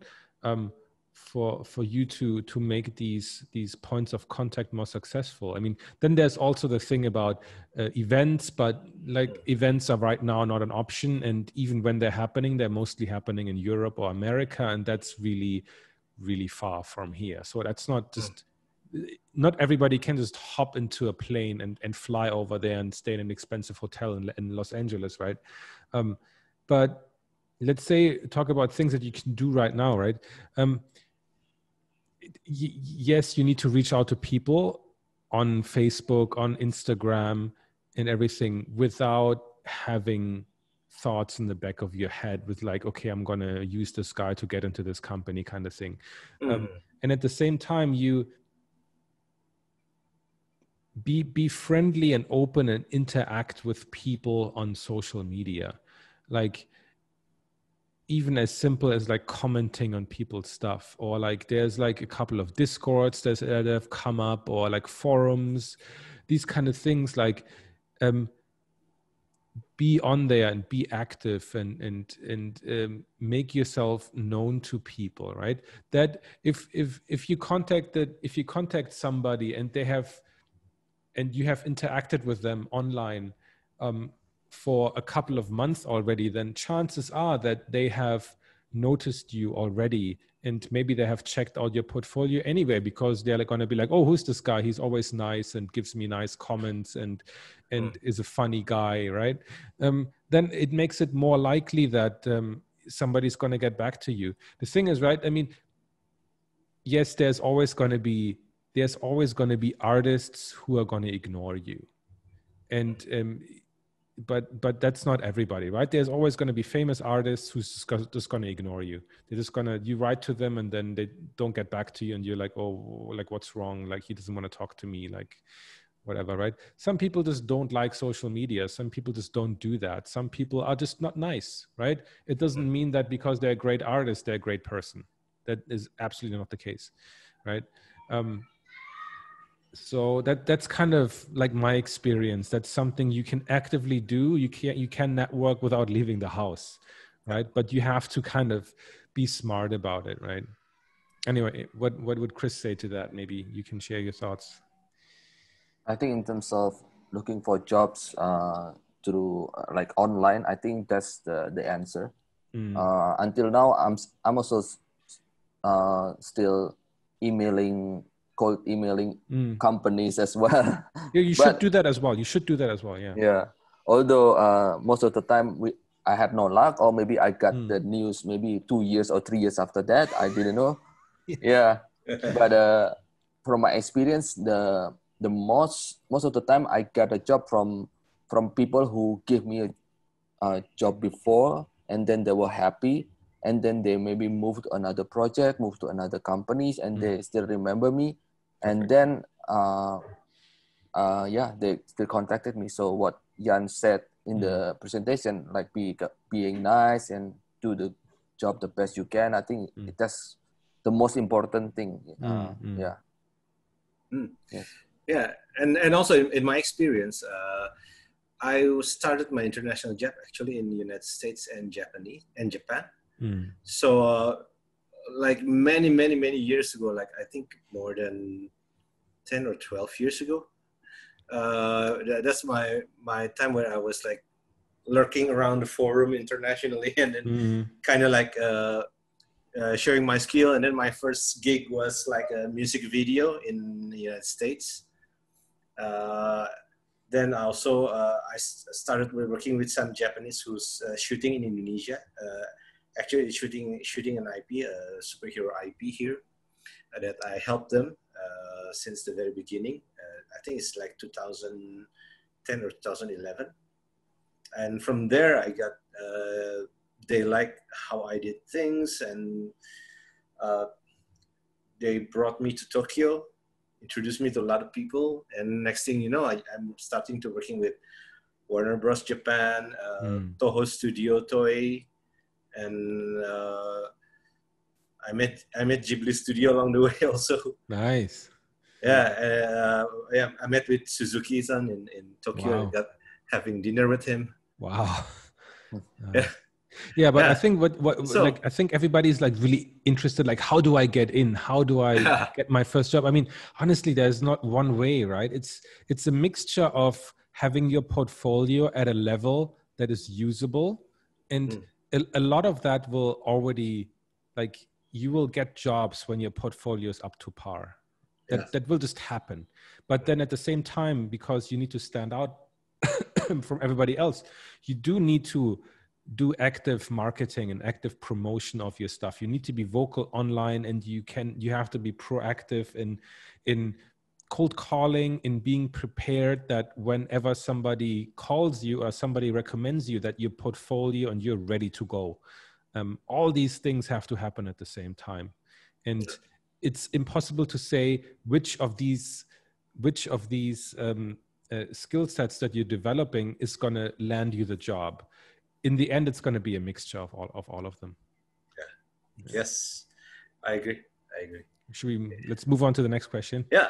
Okay. Okay.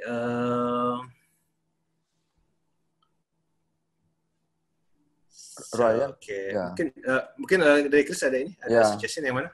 I think this one.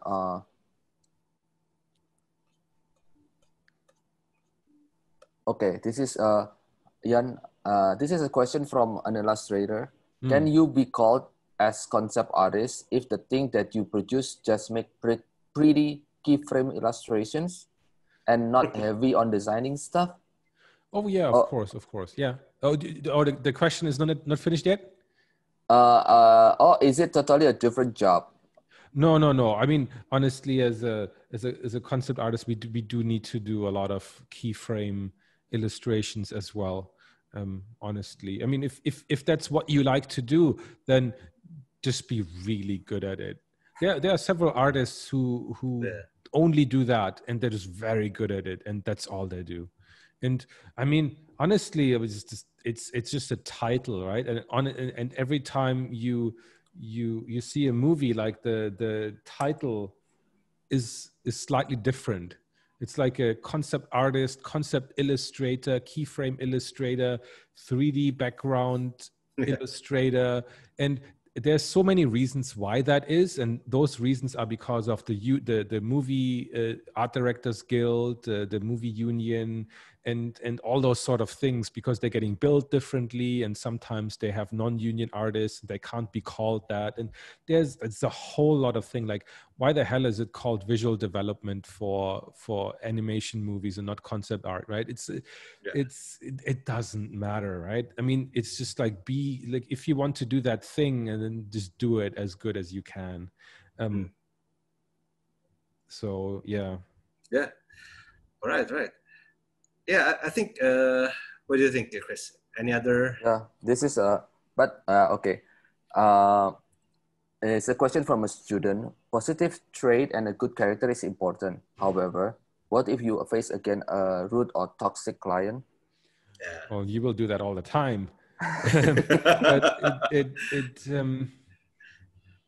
I mean, one thing is that you don't let yourself like go down to the level of the other person, then, like, that you maintain your professionalism and maintain your politeness no matter what they throw at you. They might curse at you, but you have to stay professional and you have to stay polite.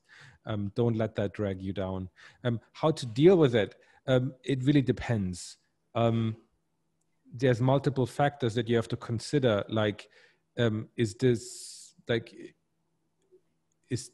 this a well-regarded client? Is the project worth it? How bad is the behavior of the other person, right? If it goes into like sexual harassment or like something really bad, then you need to do something about that. If it's just borderline annoying, then just honestly deal with it. As an artist, as a commercial artist, you have to grow a thick skin. Otherwise, you're not going to be able to deal with all these people, especially in the movie industry. There's a lot of egomaniacs in there, and you just have to deal with that. Now, as a first step, if it really becomes unbearable, and you talk to your wife, you talk to your partner or friends, and everybody agrees that this is completely unacceptable behavior, then honestly, as a first step, I would always try to talk to them. Like, be open and be honest. Like, sorry, this is just not okay anymore, right? This is maybe not what we agreed in the contract, or you're becoming personal here, and I cannot continue to work in this way. And then you can see what they say. If they start yelling at you and throw even more curse words at you, then maybe it's not worth continuing that relationship.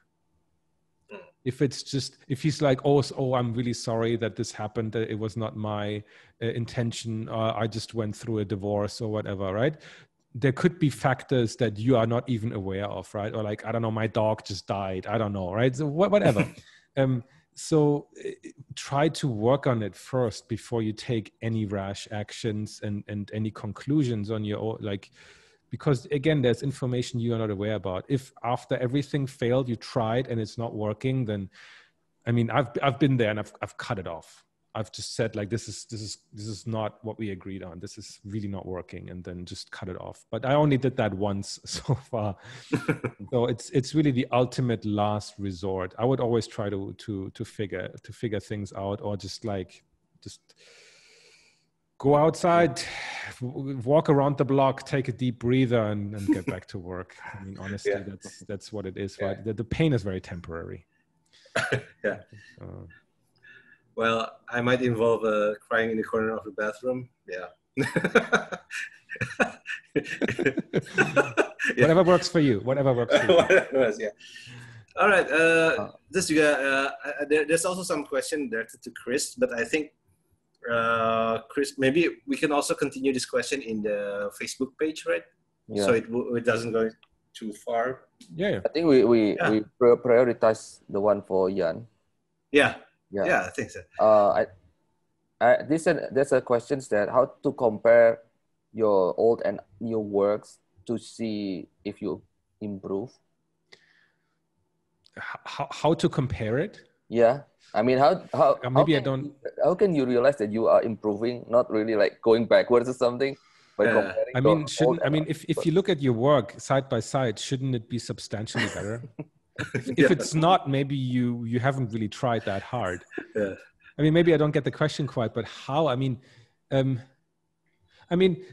I guess it comes down to having a goal. Like, what do you want to do? Like, where do you want your art to go? Do you have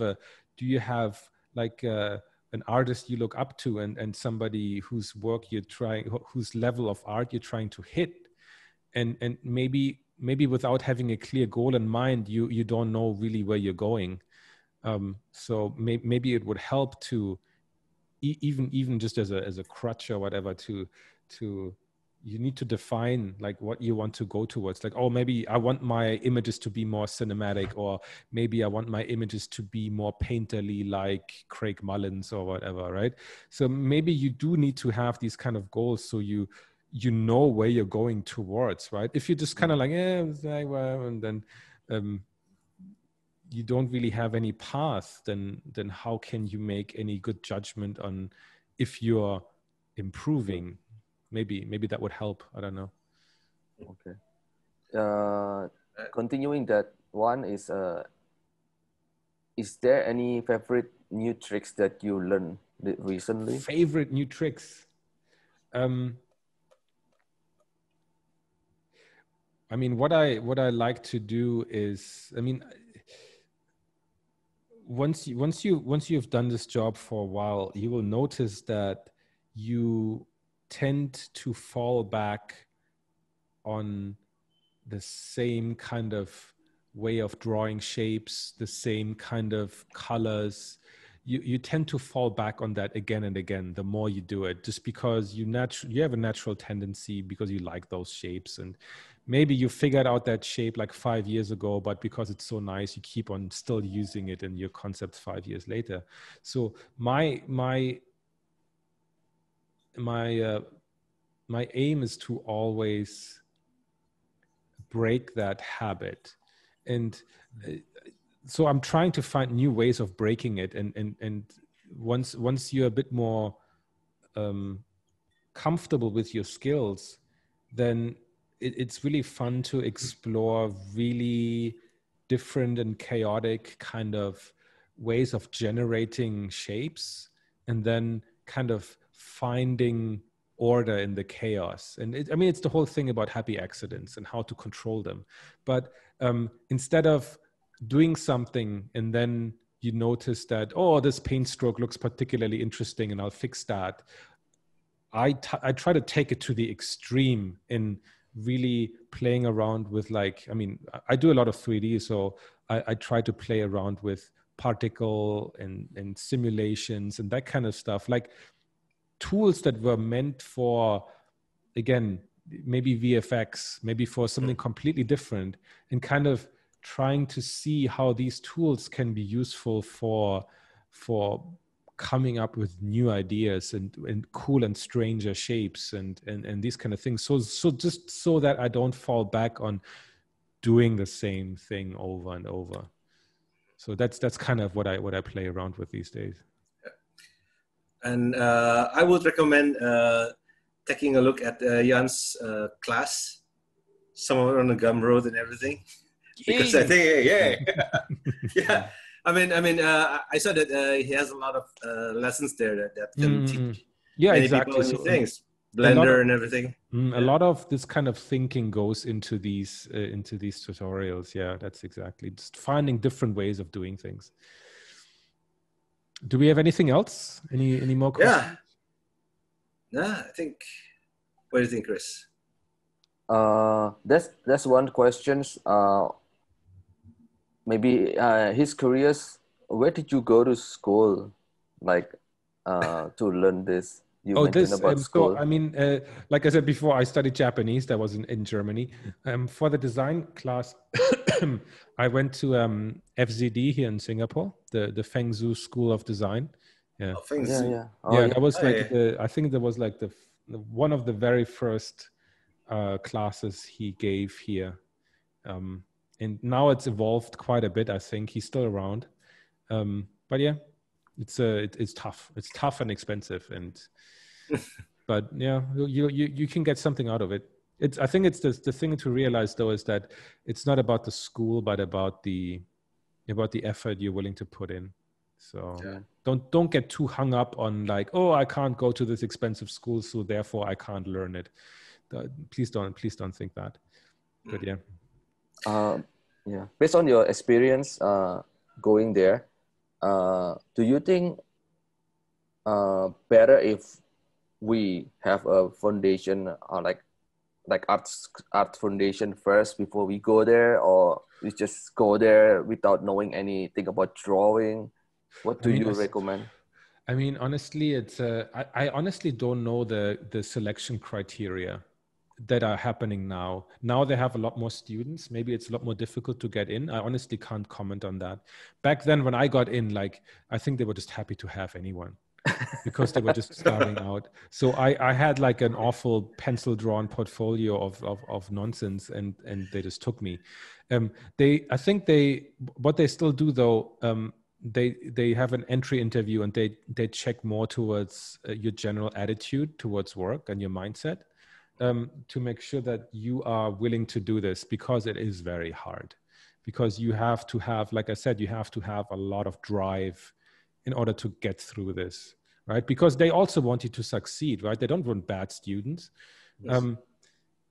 But what I found a lot more useful was that because they take you from a journey from really the beginnings, from the really early beginnings, like you can start without knowing anything. And honestly, it's better if you don't know anything, and because then you can really soak up all the information that they give you. Because for better or worse, they really want you to do it their way.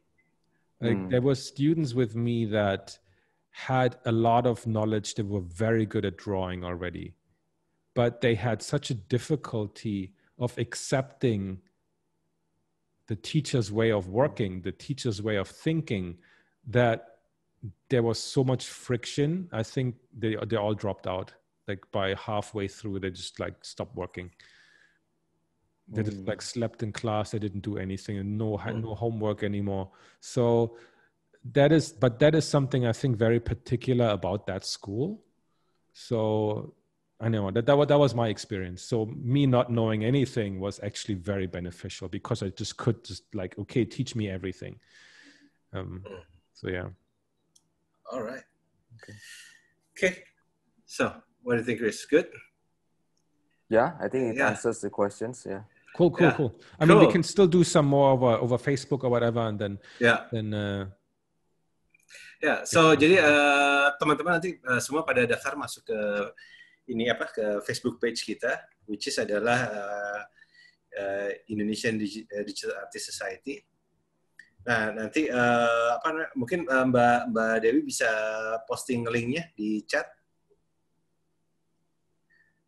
Nah, nanti di situ nanti Jan, Chris, saya, Kevin juga semua akan bisa menjawab berbagai pertanyaannya dari teman-teman. Atau kalau ada yang ingin mengirimkan karyanya di situ diposting dan bisa dikomen sama kita, silakan. Justru disitulah tempat kita bisa seluas-luasnya untuk memperlihatkan skill gitu. Yeah, that is a place where you can show your skills, your works and everything in the Facebook page at the convenient times of your own.